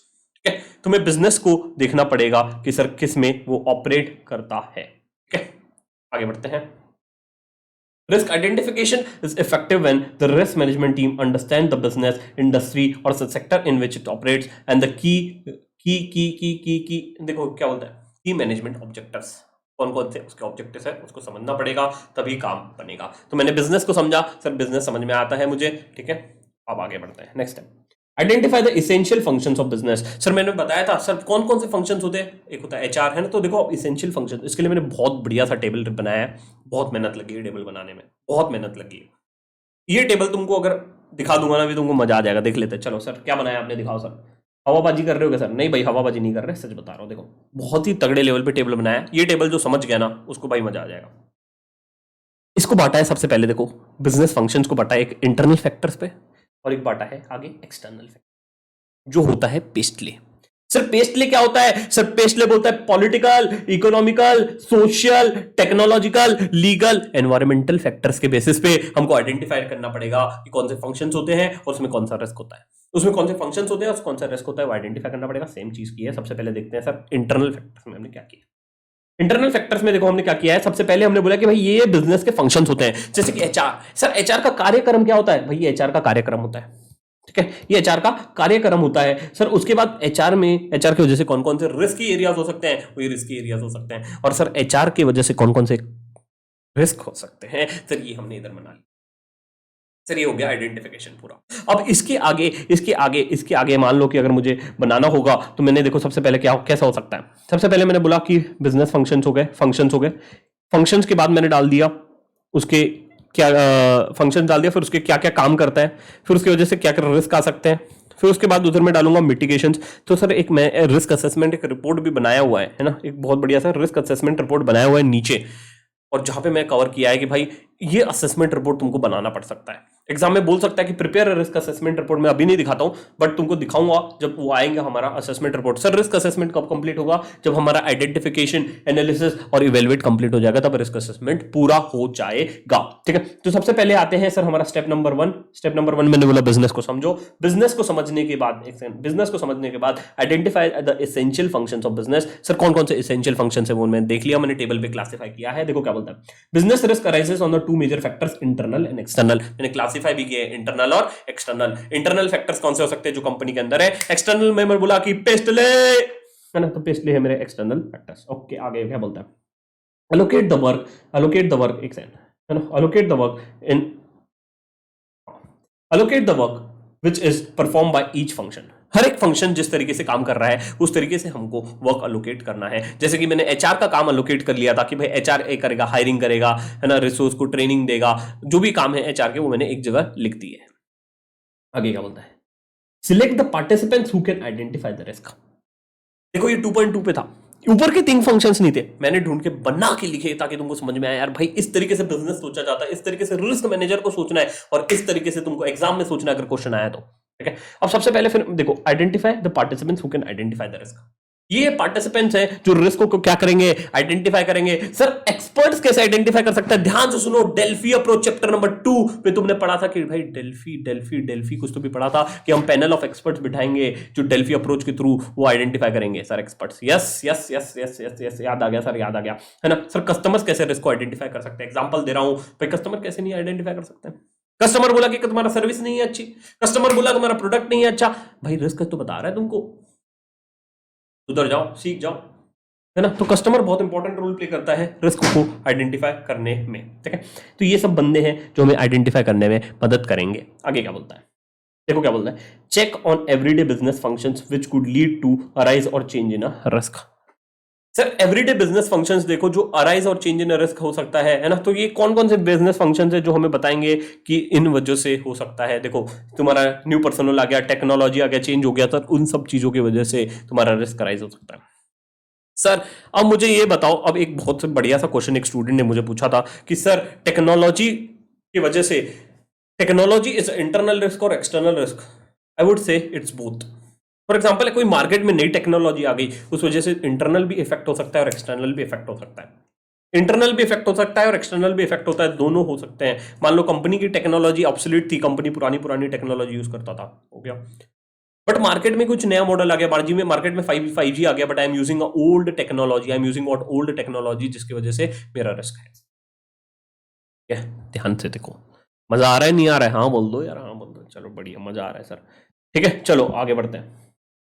Identify the sources which could lead to identification of risk. Sir ऐसे कौन से सोर्सेस है जिससे मुझे पता पड़ेगा कि मैं रिस्क को आइडेंटिफाई कर सकता हूं? 2.15 पे दिया हुआ है। अगर तुम बुक पढ़ रहे हो साथ साथ में तो रिलेट भी करते जाओ। देखो मैंने सबसे पहले स्टार्ट किया कि तुमको बिजनेस समझना है, बिजनेस समझने के बाद उसके फंक्शन समझना है, उसके बाद तुमको वर्क अलोकेट करना है कि कौन allocate the work which is perform by each function. Participants देखने हैं, पार्टिसिपेंट्स देखने के बाद तुम्हें देखना है कि एवरीडे बिजनेस फंक्शंस में कौन से रिस्क अराइज और चेंज हो सकते हैं। उसके बाद देखना है which could lead to identification of risk. Identification sir ये सब फैक्टर्स देखने के बाद आगे क्या बोलता है? यूज वेरियस मेथड्स और techniques to identification of risk. Sir ऐसे ही थोड़ी आइडेंटिफाई हो जाएगा सर, मुझे कुछ मेथड्स यूज करनी पड़ेगी, मुझे कुछ टेक्निक्स यूज करनी पड़ेगी जिसके थ्रू मैं रिस्क को आइडेंटिफाई करूंगा। मैं कुछ क्वेश्चनियर्स यूज करूंगा, मैं कुछ चेकलिस्ट यूज करूंगा, मैं सिनेरियो एनालिसिस यूज करूंगा, मैं बोटा एनालिसिस यूज करूंगा। मैंने लेक्चर में बोटा एनालिसिस का डायग्राम भी दिखाया था, तुमको याद है या नहीं यार? बताओ भाई। लेक्चर्स अच्छे से देख लेना जो यूट्यूब वाले हैं, because this is expected that तुमको रिस्क मैनेजमेंट पढ़ा हुआ हो थोड़ा सा। This is a next level batch है ना, कॉन्सेप्ट बिल्डिंग में हम कॉन्सेप्ट बिल्ड कर रहे हैं बहुत ही तगड़े लेवल पे। ठीक है, यहां पे हमें बोटा एनालिसिस देखें, ये सब हमको यूज करनी पड़ेगी, मेथड्स और टेक्निक्स जो हम यूज करेंगे किस चीज के लिए? आइडेंटिफिकेशन के लिए। अब ये हो गया, अब आइडेंटिफाई कर रहा हूं, टेक्निक्स यूज कर रहा हूं, बट साहब क्वेश्चन तो पूछने पड़ेंगे। क्वेश्चनर बना दिया, बट क्वेश्चनर में डालू के नहीं पता भाई। ये सब चीजें डालने पड़ेंगे कि तुम्हारे को पूछना कि भाई क्या गलत हो सकता है, सर फेल कैसे हो सकता है, ये सब क्वेश्चन डालने पड़ेंगे जो हमने 2.13 से उठा लिए। समझ, लिंक कर रहे हो, रिलेट कर पा रहे हो कि भाई क्वेश्चनर बनाया बट क्वेश्चनर में डालू के भाई ये डालना है। इस तरीके से तुम क्या कर पाओगे? चीजों को रिलेट कर पाओगे, और इस तरीके से तुम रिस्क को आइडेंटिफाई कर लोगे। रिस्क को क्या कर लोगे? आइडेंटिफाई कर लोगे। ओके, अब assign the roles of risk management and risk committee in identification of risk. Risk manager का रिस्क कमिटी को भी रोल असाइन करना पड़ेगा भाई, तो कुछ काम कर ले। रिस्क मैनेजर को भाई बोलना पड़ेगा कि this is your checklist, this is the things which you are supposed to do. Risk committee को बोलना पड़ेगा this is the thing which you are supposed to do. तो ये सब रूल्स दिए गए 2.29 पे और 2.32 पे, है ना। तो ये सब तुमको देखना पड़ेगा, वहां से देख लो कि भाई आइडेंटिफिकेशन चल रहा है, रिस्क को मैं आइडेंटिफाई कर रहा हूं, रिस्क को देख रहा हूं। और डिटेल में समझेंगे जब नीचे एक टेबल आ जाएगा बढ़िया। Identify the risky area. Sir risky areas कौन कौन से हैं वो तुम्हें आइडेंटिफाई करना पड़ेगा, जो हमने नीचे एक टेबल में बनाया हुआ है वो देखते हैं। देखो बट इसमें क्या बोलता है, एक बहुत ही तगड़ा चीज, बहुत ही बढ़िया सी चीज बता रहा हूं, ध्यान से सुनना, क्वेश्चन आना एक्सपेक्टेड है इससे। सर बहुत बार क्या होता है, बहुत बार क्या होता है कि ऐसा कुछ रिस्क होता है जो इंडस्ट्री वाइज हो जाता है। सर इंडस्ट्री मतलब क्या सर? उस इंडस्ट्री में ही चल रहा है, उस इंडस्ट्री में ही चल रहा है सर, वैसा कुछ रिस्क हो गया। से फॉर एग्जांपल मैंने बोला कि automotive sector was down during the time of Covid. Automotive sector was down during the time of Covid. समझ रहे हो नहीं समझ रहे हो सर? तो पूरी इंडस्ट्री में रिस्क था क्या? हाँ।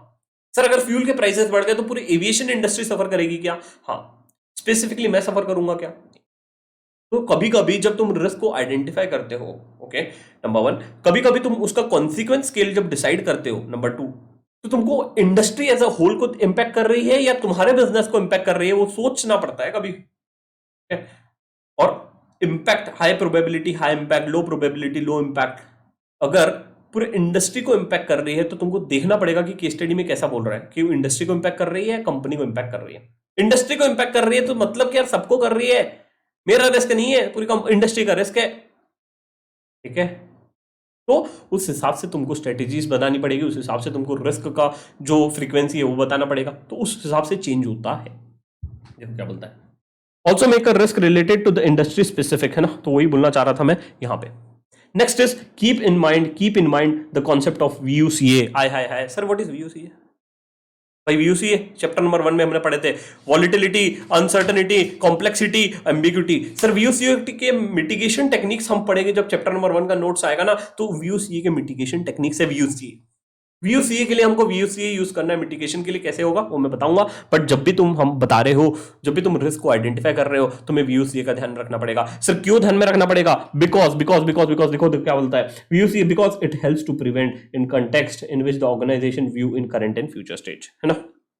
हेल्प्स टू प्रेजेंट, सर हमें बताने में मदद करता है कि प्रेजेंट और फ्यूचर स्टेज में कैसा रहेगा।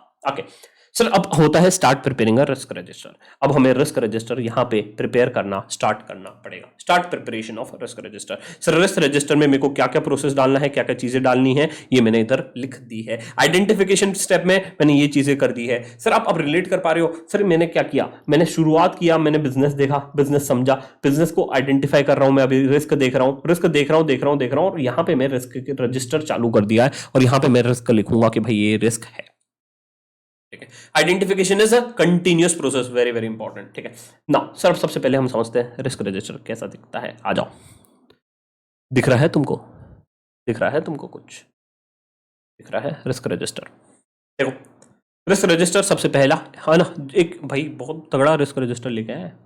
रिस्क आईडी, सबसे पहले तुम्हें रिस्क आईडी लिखना पड़ेगा। ठीक है, अभी तो ये रियल लाइफ का रिस्क रजिस्टर है, रियल लाइफ में कंपनीज कैसे मेंटेन करती है ना। Suppose for example I given ID 1। ठीक है, अब रिस्क असेसमेंट कौन कर रहा है, से फॉर एग्जांपल शिवम बलन, तो मैंने लिख दिया एसपी। कौन सी डेट को कर रहा है, से फॉर एग्जांपल 22 तारीख को, 22/12 है ना, 2020 है ना, तो मैंने लिख दिया।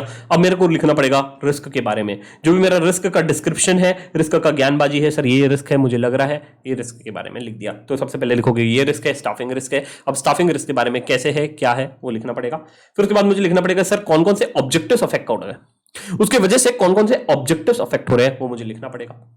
फिर उसके बाद लिखना पड़ेगा कि क्या कॉन्सिक्वेंस टाइप है। सर कॉन्सिक्वेंस टाइप क्या है ना, सर फॉर एग्जांपल ये फाइनेंस को इंपैक्ट करेगा है ना, ये कॉन्सिक्वेंस कैसा होगा सर इसका, वो बताओ।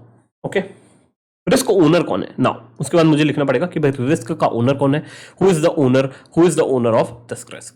ओके, देखो क्या बोलता है, if the risk owner is different from the person है ना, from the person assigned to treat the risk you should include in detail है ना। तो तुमको लिखना पड़ेगा एकदम डिटेल, मैंने बहुत बढ़िया सा लिखा है यार, मजा आ जाएगा तुमको, समझ रहे हो।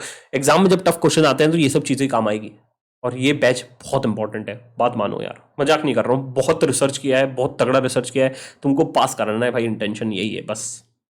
ठीक है, अब रिस्क रेटिंग हुआ, सबसे पहले वर्स्ट केसेस में कॉन्सिक्वेंस स्केल क्या होगा, लाइक्लीहुड क्या होगा और रिस्क लेवल क्या है। सर बुरा से बुरा हुआ तो क्या होगा, कॉन्सिक्वेंस, लाइक्लीहुड और रिस्क लेवल क्या होगा। करंट केस में एग्जिस्टिंग कंट्रोल जब लगे हुए हैं तब क्या हो रहा है, और जब मैं कंट्रोल्स और लगा दूंगा, तब क्या होगा, रेसिडुअल रिस्क। बहुत इंपॉर्टेंट है यार, बहुत इंपॉर्टेंट है यार ये तीन चीज, मतलब कि मैं सर तीनों फैक्टर्स पे एनालाइज कर रहा हूं, रिस्क रजिस्टर में। अब जो रिस्क रिपोर्ट देख रहा होगा उसको भी फील होगा यार, नहीं यार चीज मिल रही है मुझे पता पड़ रहा है वर्स्ट सिनेरियो में क्या होगा, करंट सिचुएशन में क्या है और रेसिडुअल रिस्क में क्या है। ठीक है, इसके साथ साथ मैं रिस्क एक्सेप्ट करना है नहीं करना है किसके बेसिस पे करूंगा, मेरे एपेटाइट के बेसिस पे करूंगा कि भाई मेरा एपेटाइट इतना है और भाई ये जो स्कोर आ रहा है इसमें इतना है, तो मुझे करना क्या है उसके बेसिस पे मैं डिसाइड करूंगा। अब मैंने डिसाइड किया, फिर मैं देखूंगा यार कंट्रोल या रिस्क ट्रीटमेंट, अब उसको कुछ कंट्रोल करना है नहीं करना है, कंट्रोल है नहीं है, कंट्रोल लगाने हैं नहीं लगाने हैं, वो सब मैं डिसाइड करूंगा किसके बेसिस पे, एक्सेप्टेंस ऑफ रिस्क के बेसिस पे। ठीक है, और आखिरी में होगा रिव्यू एंड रिपोर्ट है ना, रिव्यू एंड रिपोर्टिंग रिक्वायरमेंट्स जो भी है, how and when the risk and the controls are to be reviewed and reported. Okay, और यहाँ पे जो भी कमेंट्स है वो भी लिखने पड़ेंगे। तो इस प्रकार से हमारा जो एक रिस्क रिपोर्ट बनता है, असली रिस्क रिपोर्ट ऐसा, ये रिस्क रजिस्टर ऐसा बनता है। ठीक है, अब बुक में जो दिया है वो ही तुमको फॉलो करना है, जो आईसीआई ने बनाया है वो that you are suppose to follow it. This is just for a guideline. अगर तुमको बोल दिया एकदम डिटेल रिस्क रजिस्टर बनाने के लिए, तुमको पता तो होना चाहिए रियल लाइफ में रिस्क रजिस्टर कैसे बनाते हैं। तुमको आज तक कभी किसी ने बताया नहीं रियल लाइफ में रिस्क रजिस्टर कैसे बनाया जाता है। तो this is how the risk register is made in a real life. Okay, तो अब हम आ जाते हैं हमारा नोट्स पे। Okay, very very important. अब this table is very very important, बहुत ही बढ़िया टेबल है। आइडेंटिफिकेशन पे कुछ भी क्वेश्चन आया, ये 12 पॉइंट के बाहर और ये टेबल के बाहर नहीं आना चाहिए, क्योंकि इसके बाहर कुछ है ही नहीं। मैंने स्टेप्स बता दिए, प्रोसेस बता दिए, हर एक चीज बता दिया। सर अब मैं बिजनेस फंक्शंस में जाता हूं, फॉर एग्जांपल मैं जा रहा हूं एचआर के पास, एचआर की इज्जत करो। ठीक है, एचआर ओके। सर सबसे पहला एचआर क्या क्या कार्य करता है मैंने लिख दिया इधर, वर्क परफॉर्म, उसकी वजह से उसमें जैसे रिस्की एरियाज क्या हो सकते हैं, एग्जाम्पल देखते हैं। जैसे क्या बोलते हैं, पुअर मोरल, पूरा एम्प्लॉय मोरल। भाई एचआर का काम है, एम्प्लॉय खुश है नहीं है, वर्क फ्रॉम होम से खुश है नहीं है, एचआर को देखना पड़ेगा ना, देखना पड़ेगा नहीं देखना पड़ेगा। टैलेंट हायरिंग सही हुआ है कि नहीं, रिटेंशन सही हुआ है कि नहीं, वो सब देखना पड़ेगा। लीडरशिप सही है कि नहीं, पे कंपनसेशन सही मिल रहा है कि नहीं, पे स्लिप मिल रहा है कि नहीं, भाई गांधी जी जरूरी है भाई, है ना। ट्रेनिंग एंड डेवलपमेंट बरोबर से हो रहा है कि नहीं, ये एचआर को देखना पड़ेगा। अब उसके लिए कौन कौन से रिस्क असाइंड है, गलत आदमी लाया, स्टाफिंग रिस्क है। सर कंप्लायंस रिस्क कैसे? भाई अगर उनने पीएफ रिटर्न नहीं भरा टाइम पे, कंप्लायंस का रिस्क आ गया, है ना। ये रिस्क जो है बहुत बढ़िया से रिलेट किए गए, है ना। तो आपको मैं what I would recommend, please please please everyone try to relate this, है ना। एक बार ध्यान से पढ़ो इस टेबल को और रिलेट कर लो हर एक चीज को। ओके, रिलेटेड इन वेरी गुड मैनर। ओके, तो ये इस प्रकार से हमने जितने भी बिजनेस फंक्शंस है उन सब के बारे में लिखा है। ठीक है, मैं तो ऊपर ऊपर से ब्रॉड ओवरव्यू दे देता हूं। सर सेल्स वाला क्या करता है? भाई बंदा होना चाहिए माल बेचने के लिए। मैंने शुरू में भी बोला था कि जब भी हम बिजनेस चालू करते हैं, हमें हमें कौन चाहिए? हमें एक हसलर चाहिए। हमें एक हसलर चाहिए जो माल बेच सके, who can sell our product, who can do what, who can sell our product। तो सेल्स एंड मार्केटिंग वाला करेगा, है ना। तो इसका इंपॉर्टेंट हो जाता है कि कस्टमर लॉयल्टी है या नहीं। तो ये सब चीज, ये सब रिस्क आ रहे हैं और ये सब उसके काम है। सेल्स गोल हमें सेट करना है, डिलीवरी है, प्रमोशन है, ये सब फलाना ढिकाना उसको करना पड़ेगा। और इन सब चीजों की वजह से ये सब रिस्क आ सकते हैं। अभी मैं आइडेंटिफाई कर रहा हूं, मैंने रिस्क को देखा। ठीक है, आगे देखते हैं। सर ऑपरेशंस वाला बहुत इंपॉर्टेंट होता है। ऑप्स टीम कही जाती है, when you name any business it is called ops team, है ना। और ये जो है तुम्हारे फंक्शंस जो लिखे हुए हैं ना, चैप्टर नंबर 1 में भी लिखे हुए हैं, बट उसको हमने और डिटेल में रिसर्च करके लिख दिया है so that you are able to identify it in a much better manner. और आखिरी में हमने रिस्क को भी रिलेट कर दिया है। आज तक कभी किसी ने किया है कैसा? बता दो, हमने किया है। बहुत ही तगड़े नोट से, you can not skip anything. Please please please request कर रहा हूं, पास होना है तो करना पड़ेगा। क्योंकि यार फिर तुम नहीं बोल सकते यार कि पेपर बाहर से आया। जब हम तगड़ा रिसर्च कर रहे हैं, हम तगड़े से पढ़ाई करके जा रहे हैं, अब पूछने दो इंस्टीट्यूट को। एक कॉन्फिडेंस है ना हमारे पास कि भाई अब हमने जितना बेस्ट कर सकते थे वो कर सकते हैं। अब इंस्टीट्यूट कुछ और ही पूछ रहा है तो अब बात अलग है, बट हमारे से जितना बेस्ट हो सकता है वो सबसे बेस्ट हमने किया। ठीक है, तो ऑपरेशंस के लिए ये फंक्शंस है। ऑपरेशंस सर, अब ऑप्स वाले क्या होते हैं? जनरली क्या करते हैं ये लोगों का काम होता है कि भाई ऑपरेशंस देखें। ऑपरेशंस मतलब क्या? यार वेयरहाउस में सब सही है कि नहीं, बिजनेस सही तरीके से चल रहा है कि नहीं, इन्वेंट्री सब सही रखे कि नहीं, इन्वेंट्री का स्टॉक काउंट है कि नहीं। ऑप्स टीम बोलते हैं हम लोग भी, है ना। जब हम स्टार्टअप में मैं काम करता हूं तो वहां हम बोलते हैं ऑप्स टीम काम नहीं कर रही। ओके, तो ऐसा बोला जाता है। ऑपरेशनल रिस्क आ गए, सब उनके वजह से रिस्क आ जाएंगे। आता है ट्रेजरी। हाय हाय हाय, ट्रेजरी, पैसा पैसा, गांधी जी, है ना। कैश फ्लो मैनेजमेंट, ये सब हमको देखना पड़ता है, फंडिंग वगैरह देखना पड़ता है। अब जनरली क्या होता है ट्रेजरी में, है ना, जो इनको कंटिन्यूसली फंड मैनेजमेंट बहुत इंपॉर्टेंट रोल होता है इनका, है ना। फंड मैनेजमेंट बहुत इंपॉर्टेंट रोल होता है ट्रेजरी में। बाकी काम तो ठीक है, बट अगर फंड मैनेजमेंट ढंग से नहीं रहा ना तो पूरी कंपनी की ऐसी तैसी हो जाती है। फॉर एग्जाम्पल कि कोई स्टार्टअप है जिसका ट्रेजरी टीम को पता ही नहीं कि कितने फंड है। नंबर 1 दिक्कत है, रिस्क है। उसके लिए मिटिगेशन क्या होगा? तो सोचो तुम क्या हो सकता है कि कंटिन्यूसली मॉनिटर होना चाहिए, अच्छी टीम्स होनी चाहिए, है ना, रिव्यू होना चाहिए, कंट्रोल्स होने चाहिए, है ना। तो ये सब चीज़ें होना चाहिए, है ना। एक सर्टन अमाउंट के बाद अगर फंड चला जाए तो ट्रिगर होना चाहिए, सीएफओ या जो भी तुम्हारा हेड है, डायरेक्टर है, उनको ट्रिगर होना चाहिए। सब मिटिगेशन टेक्निक्स हो गई। ओके, अब दूसरा इनका एक मेन काम होता है कि जो भी बैंकिंग के साथ रिलेशंस मेंटेन करना, और ये सब पूरा बहुत इंपॉर्टेंट होता है यार। ट्रेजरी टीम जो हमारी कंपनी में भी है, ट्रेजरी टीम का बहुत इंपॉर्टेंट रोल है भाई, क्योंकि असली पैसा वही मैनेज कर रहे हैं। अगर पैसा ही नहीं है कंपनी कहां से चलेगा? रिस्क विस्क गया भाड़ में। तो ट्रेजरी टीम का इंपॉर्टेंट रोल होता है और ये सब वो काम करते हैं, है ना। हेजिंग वगैरह क्या है? हेजिंग वगैरह करते हैं ना कि यार हेज कर लो, कोई भी चीज रिस्क आ रही है तो हेज कर लो। This is what mitigation technique. Hedging के बारे में जहां स्टार है वहां तुमको नीचे मिल जाएगा कंटेंट लिखा हुआ। Okay, IT team very very important. जो भी यार सॉफ्टवेयर मेंटेनेंस है आफ्टर दिस कोविड, है ना। आईटी पे मैं क्वेश्चन बनाया हूं और तुमको मिलेगा, और आईटी पे और डिटेल रिसर्च डाला हूं मैंने, जो चैप्टर है आई थिंक 9 में है, तो वहां पे मैंने डाला हुआ है टेक्नोलॉजी रिस्क, आईटी रिस्क, है ना। तो बहुत इंपॉर्टेंट रिसर्च है। तो आईटी का कैसे इंपॉर्टेंट रोल बढ़ रहा है? बिकॉज देखो क्या हो रहा है, कंप्यूटर इंफ्रास्ट्रक्चर्स हैं, now people are working from home, तो आईटी रिस्क बढ़ जाएगा। इस पर भी क्वेश्चन एक्सपेक्टेड है यार तुम्हारे एग्जाम में। तो आईटी रिस्क दिन ब दिन तुम्हारा बढ़ते जा रहा है, which need to be focus on, है ना। और उसके लिए मिटिगेशन मेजर्स जो आएंगे वो ध्यान से देखेंगे, बट आईटी में ये काम करते हैं। और हैकिंग वगैरह चांसेस बहुत ज्यादा है, ह्यूमन एरर, पासवर्ड, और आई थिंक नवंबर में भी एक क्वेश्चन दिया था कि कैसे वो मैनेज कर सकता है। Okay, new product development team, है ना। तो ये डेवलपमेंट टीम रहती है जो फिजिबिलिटी स्टडी करती है, देखती है डिजाइन है क्या, वेरीफाई करती है, पायलट रन करती है, so that they are be able to know that कि यार is my idea worth investing, और इज द बिजनेस एक्सपांशन, इसको हम डेवलप कर सकते हैं, प्रोडक्ट डेवलप करना चाहिए या नहीं। ये कौन दिखता है? आईटी वाले, sorry new product development team देखती है। नेक्स्ट आ जाते हैं अकाउंट्स एंड फाइनेंस। आय हाय है सर, हम लोग सीए लोग, अच्छा ठीक है सर। बुक कीपिंग वगैरह फालतू काम, है ना। तो ये सब करते हैं, बजट वजट बनाते हैं, एमआईएस रिपोर्ट्स बनाते हैं, पेरोल वगैरह देखते हैं। ये सब चीज़ें कौन करता है? फाइनेंस वाले करते हैं। ये सब रिस्क हो सकता है फाइनेंस को, और ये सब, है ना, जो भी गलत काम कर सकते हैं ये सब हो सकता है। आगे legal risk, sir legal team बहुत इंपॉर्टेंट रहती है। कोई भी अगर बिजनेस फंक्शंस में जाओगे तो लीगल टीम रहती है ना, लीगल कंसल्टेंट्स रहते हैं यार भाई, लीगल टीम से पहले पूछोगे नहीं। फाइनेंस टीम कुछ काम, देखो हमारे इसमें भी क्या होता है कि कोई भी अगर कंफर्मेशन लेना होता है ना तो एक लीगल टीम से पहले कंफर्म ले लेते हैं। सर लीगल से बहुत बड़ी एग्जांपल ध्यान में है, बता दूं सर, सुन लो ध्यान से सुनो, मजा आएगा। कोविड से रिलेटेड है, एग्जाम में आ सकता है ना, तो थोड़ा सा ध्यान से सुनेंगे सर, मजा आएगा। After during this Covid effect everyone has seen that कि काफी सारा ले ऑफ हुआ है। सर ले ऑफ मतलब क्या, कि people are removed from the company, people are removed from the company. अब बोलते हैं यार तू निकल जा, सर तू निकल जा भाई, लोगों को बोलते हैं भाई तुम निकल जाओ, तुम you take an advance of salary 1 month 2 month आप सैलरी एडवांस ले लो, company is unable to retain you, please get out of the company. अब कंपनी को कौन सा रिस्क है, चलो मैं तुमको देता हूं, what all risk the company is facing. What you said is legal risk, number 2 is reputation, बाकी रिस्क भी हो सकते हैं but this are the 2 main risk, ठीक है, एमसीआर के एग्जाम में आ सकता है। कंपनी को लीगल रिस्क है, रेपुटेशनल रिस्क है, ओके।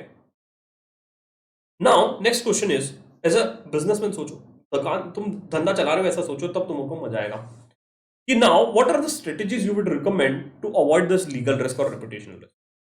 मैं तुमको बता दूं रियल वर्ल्ड में क्या होता है। रियल वर्ल्ड में क्या होता है, हर एक कंपनीज 2 प्रकार के एम्प्लॉय हायर करती है, number 1 is off role, number 2 is on role. Sir on role मतलब क्या, ऑन रोल मतलब वो एम्प्लॉयज जो कंपनी के पेरोल पे है, ओके। ऑफ रोल मतलब क्या, जो एक कॉन्ट्रैक्टर हायर किया है, सपोज एक कॉन्ट्रैक्टर है, कॉन्ट्रैक्टर को मैंने बोला कि भाई 10 एम्प्लॉय तेरे पास रहेंगे, है ना, और तू मुझे कॉन्ट्रैक्ट सर्विस दे, भले काम मेरी कंपनी पे करेंगे बट रजिस्टर तेरी कंपनी में रहेगा। क्यों ऑफ रोल क्यों करता हूं मैं, मेरे को क्या क्या फायदा है सर, मेरे को कोई पीएफ भरने का झंझट नहीं, उनका पीटी पुटी जो भी है, नंबर 1। नंबर 2 इज कि जब मैं उनको निकालता हूं, जब मैं मेरी कंपनी से उनको निकालता हूं, तो मेरा जो रेपुटेशन रिस्क है, मैंने तो मेरी कंपनी से थोड़ी निकाला, हमारा और इस कॉन्ट्रैक्टर का कॉन्ट्रैक्ट खत्म हो गया ना, अब कॉन्ट्रैक्टर निकाल रहा है भाई, कॉन्ट्रैक्टर निकाल रहा है, कॉन्ट्रैक्टर का रेपुटेशन खराब होगा, मेरी कंपनी का तो रेपुटेशन नहीं खराब होगा ना। इस प्रकार से मैंने अवॉइड कर लिया रेपुटेशन रिस्क और लीगल रिस्क, मिटिगेट किया, समझ रहे हो, मिटिगेशन टेक्निक क्या किया, मैंने कॉन्ट्रैक्टर हायर कर लिया, कॉन्ट्रैक्टर को बोला कि तू एम्प्लॉय दे, ऑफ रोल एम्प्लॉय है ना, ऑफ रोल एम्प्लॉय कहा जाता है, और दूसरा होता है ऑन रोल एम्प्लॉय, जो रोल पे है, जो कंपनी के पेरोल पे है। आ सकता है एग्जाम में, मिटिगेशन टेक्निक क्या हो सकती है, कैसे यूज कर सकते हो, है ना, तो ये लीगल का भी तुम पढ़ लेना, okay. Next is external factors, मैंने तुमको बोला था सर कुछ एक्सटर्नल फैक्टर्स होते हैं। सर एक्सटर्नल फैक्टर्स के बेसिस पे जो हमें आइडेंटिफाई करना पड़ेगा, सर पॉलिटिकल, भाई पॉलिटिकल में क्या हो सकता है बताओ, पॉलिटिकल फैक्टर्स भी हम देखते हैं, जब हम कंट्री रिस्क में देखा था, तुमने चैप्टर नंबर आई थिंक 5 में कंट्री रिस्क में हमने देखा था यार, पॉलिटिकल फैक्टर्स की वजह से भी रिस्क राइज हो जाते हैं sir. For example Tata, Ratan Tata ने भाई देखा कि बंगाल में उनको प्लांट लगाने में भाई पॉलिटिकल रिस्क आ गया था, शिफ्ट कर दिया गुजरात में, रिस्क है ना भाई, रिस्क था कि नहीं।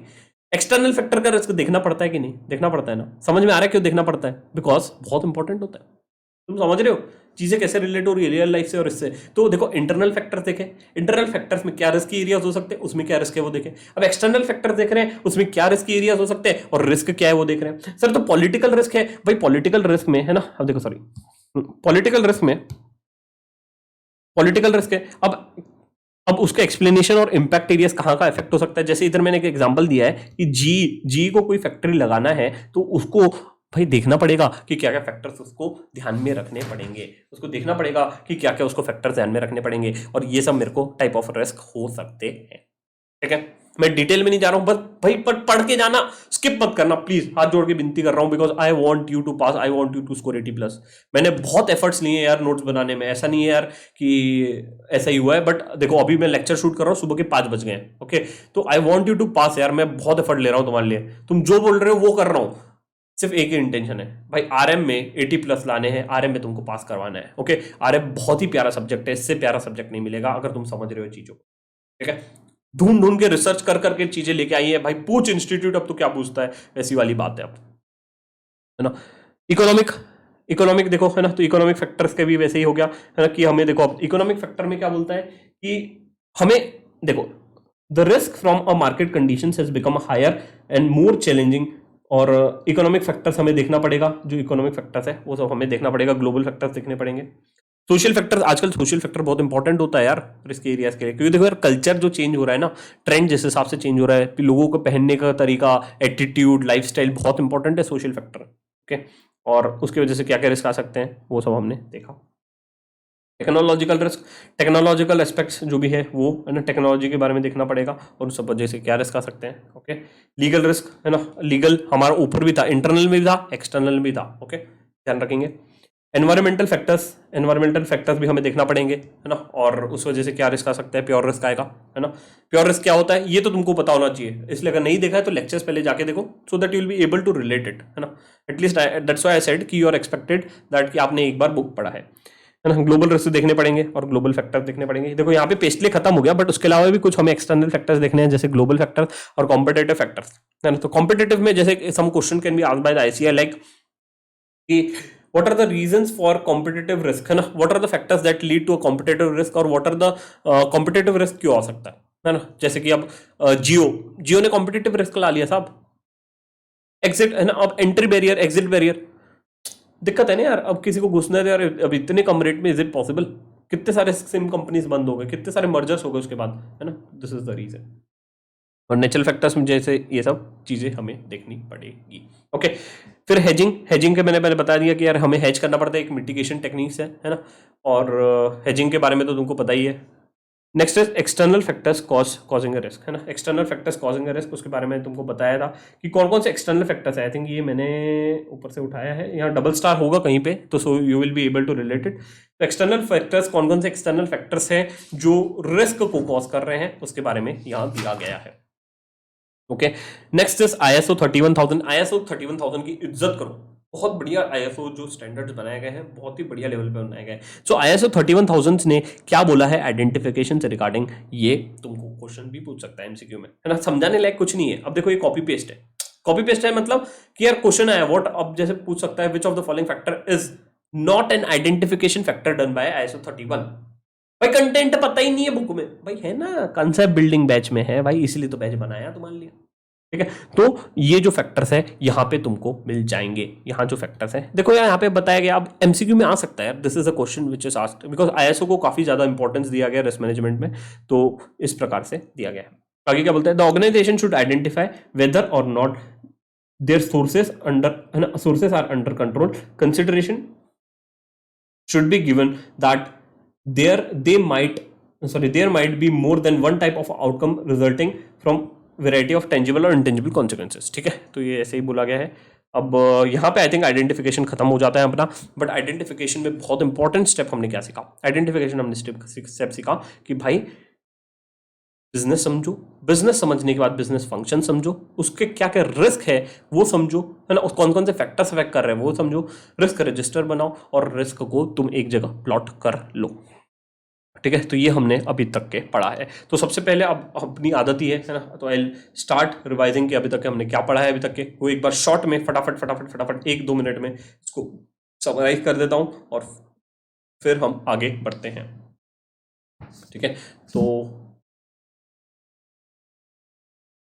सबसे पहले हमने पढ़ा कि भाई RM में 5 पार्ट में हम रिवीजन करने वाले हैं कॉन्सेप्ट बिल्डिंग बैच में। ठीक है, वो तो नहीं बताता हूँ। सबसे पहला लिंकिंग ऑफ सबसे ऑल द 9 चैप्टर्स, 9 चैप्टर्स को हम कैसे रिलेट कर रहे हैं। सबसे पहले मैंने बोला कि रिस्क मैनेजमेंट जो है वो उसका जन्म हुआ है बिकॉज हमें अनसर्टेनिटी है, इसलिए रिस्क मैनेजमेंट आया है। अब दूसरा बोलता है कि सबसे पहले हम बिजनेस को समझेंगे। बिजनेस समझने के लिए भाई बिजनेस कैसे स्टार्ट होता है, बिजनेस के लिए चाहिए एंटरप्रेन्योर मतलब विजनरी, हसलर और हैकर और तुम्हारा CFO। सर ये सब मिलके कहां जाएंगे, इन्वेस्टर के पास। इन्वेस्टर तुम्हारे देखेगा कि क्या बिजनेस सही है, गुड आइडिया है, पोटेंशियल फॉर ग्रोथ है, और देखेगा कि भाई रिस्क है क्या। सर अब सबसे बढ़िया आइडिया जो लगता है किसी को भी इन्वेस्ट करने के लिए किसी भी बिजनेस में, और वो होता है कि रिस्क ज्यादा और रिटर्न ज्यादा, या रिस्क कम और रिटर्न ज्यादा। भाई रिस्क कम और रिटर्न ज्यादा, तुम अगर ऐसा बिजनेस लाके दोगे ना, मैं भी इन्वेस्ट करूंगा साहब, मेरे को भी पैसा कमाना है। और सबसे पहले फिर हमने देखा कि ERM कैसे इंपॉर्टेंट है। डिसीजन जो होता है या खुद के डिसीजन से भी हो सकता है या दूसरे पर्सन के डिसीजन से रिस्क राइज हो सकता है। फिर हमने देखा कि how anyone take a decision is always based on probability and consequence. उस चीज का प्रोबेबिलिटी होगा और कॉन्सिक्वेंस होगा, तो उसके बेसिस पे आएगा आउटकम कैन बी पॉजिटिव और नेगेटिव। और हमने देखा था कि टेबल हमने जो 4x4 चैप्टर लेक्चर नंबर 1 में बनाया था, तो हमने बोला था high probability high impact, low probability low impact है ना। और उस प्रकार से हमने 4 कैटेगराइज किया था और उसके बेसिस पे बताया था कि मेरे मिटिगेशन स्ट्रेटेजीज कैसी रहेगी। फिर हमने बोला कि भाई हाँ, मैंने एक एग्जांपल दिया था कि फ्लडी एरियाज में, अगर फ्लडी एरियाज में लगाना है तो उसके बेसिस पे रिस्क एपेटाइट कैसे होगा और मैं कैसे डिफाइन करना चाहिए वो मैंने बताया।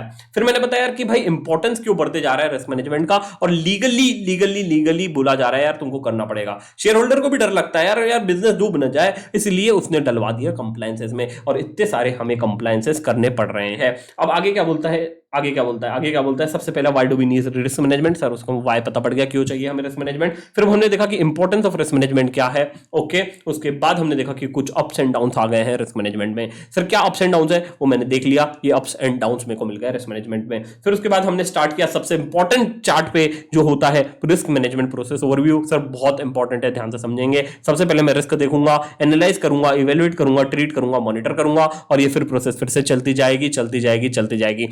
और ये कंटिन्यूअस प्रोसेस है। सर आइडेंटिफिकेशन जो है वो बहुत इंपॉर्टेंट होता है। फिर हमने देखा कि primary purpose of risk assessment, sir ये प्राइमरी पर्पस है रिस्क मैनेजमेंट का। फिर मैंने तुमको एक ओवरऑल आइडिया दिया। सर आइडेंटिफिकेशन क्या होता है, आइडेंटिफिकेशन कंटिन्यूअसली चलता रहेगा। आइडेंटिफिकेशन में कितनी स्टेप्स देखी हमने, सबसे पहले 12 स्टेप देखी। सबसे पहले बोला कि बिजनेस को समझो, है उसके एसेंशियल फंक्शंस को समझो, उसके हिसाब से काम क्या बांटा है वो देखो। फिर देखो कि सिलेक्ट द पार्टिसिपेंट्स, कौन रिस्क आइडेंटिफाई कर सकता है वो देखो, है ना। ये ऊपर नीचे हो सकती है स्टेप्स, बट ये स्टेप्स ही है आइडेंटिफिकेशन की, है ना। इट कैन बी दैट कि यार तुम्हारा स्टेप 6 ऊपर आ गया, स्टेप 5 नीचे आ गया, वो हो सकता है। ये मैंने बनाई है ना, तो ये ऊपर नीचे हो सकती है, बट ये ही स्टेप्स रहेगी, है ना। फिर देखो तुमको देखना है कि check everyday business functions could lead to arise और चेंज इन रिस्क। फिर उसके बाद देखना है कि identify the sources which could lead to an identification of risk. वो देखने के बाद मुझे देखना पड़ेगा यूज द वेरियस मेथड्स और techniques for identification of risk. कौन कौन सी मेथड्स है, टेक्निक्स है, वो मुझे देखनी पड़ेगी। Ask a common question that can be used for identification of risk. Common question से यू देखना पड़ेगा। Assign the roles and responsibilities of, तुमको रोल्स एंड रिस्पॉन्सिबिलिटी देखना पड़ेगा। उसके बाद रिस्क की एरियाज देखना पड़ेगा, और उसके बाद कीप, है ना, तो यूसीए को भी ध्यान में रखना पड़ेगा, और जो भी तुमने साथ साथ में रिस्क रजिस्टर बनाना पड़ेगा। उसके बाद हमने देखा business functions, internal and external. Internal functions, उसके हमने देखा कौन कौन से फंक्शंस परफॉर्म किए जाते हैं, रिस्क की एरियाज क्या है और रिस्क क्या क्या है इंटरनल फंक्शंस में। और उसके बाद हमने कुछ एक्सटर्नल फंक्शंस देखे कि भाई एक्सटर्नल फंक्शंस ये हैं, उसमें ये हमारे फैक्टर्स इंपैक्ट हो सकते हैं, और उसके वजह से कौन कौन से रिस्क है। इसमें मेजरली हमने बोला sir PESTLE is an external factors, political, economical, social, technological, legal and environmental factor देखा। प्लस उसके सामने ग्लोबल कॉम्पिटिटिव, है ना, कॉम्पिटिटिव फैक्टर्स और नेचुरल फैक्टर्स देखा। प्लस उसके साथ साथ मैंने बोला था कि आईएसओ ने कुछ ऐसे गाइडलाइंस दी हैं विच is very important for identification, है ना, और ये तुम ध्यान से पढ़ लेना। अब देखो सर ये लेक्चर का जरूरत नहीं पड़ेगा एग्जाम के टाइम पे, एग्जाम के पहले you are not required to watch this lectures, but अगर देखना है तो you can watch it concept building batch.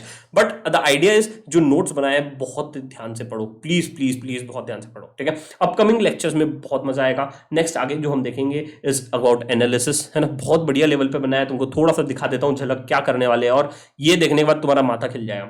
Sir consequences score आज तक मैं कभी डिसाइड नहीं कर पाता था, मुझे पता नहीं पड़ता था। देखो इतना तगड़ा रिसर्च करके निकाल लिया कि भाई 1 स्कोर कब होगा, 2 कब होगा, 3 कब होगा, 4 कब होगा, 5 कब होगा, भाई मजा आ गया, है ना। सर इतने डिटेल में रिसर्च कर लिया ना कि भाई अब मजा आ गया, है ना। सो ये काफी अच्छे से हमने रिलेट किया है, आगे आगे जो देखोगे ना बहुत बढ़िया से रिलेट किया है, और जब समझाऊंगा ना सब चीजों को तुम्हारे दिमाग में बैठ जाएगी। Okay, now what you need to do is after this is done, please read this notes carefully. Okay, next once this is done, read the module again, है ना, module again in terms of कि module अच्छे से देख लो।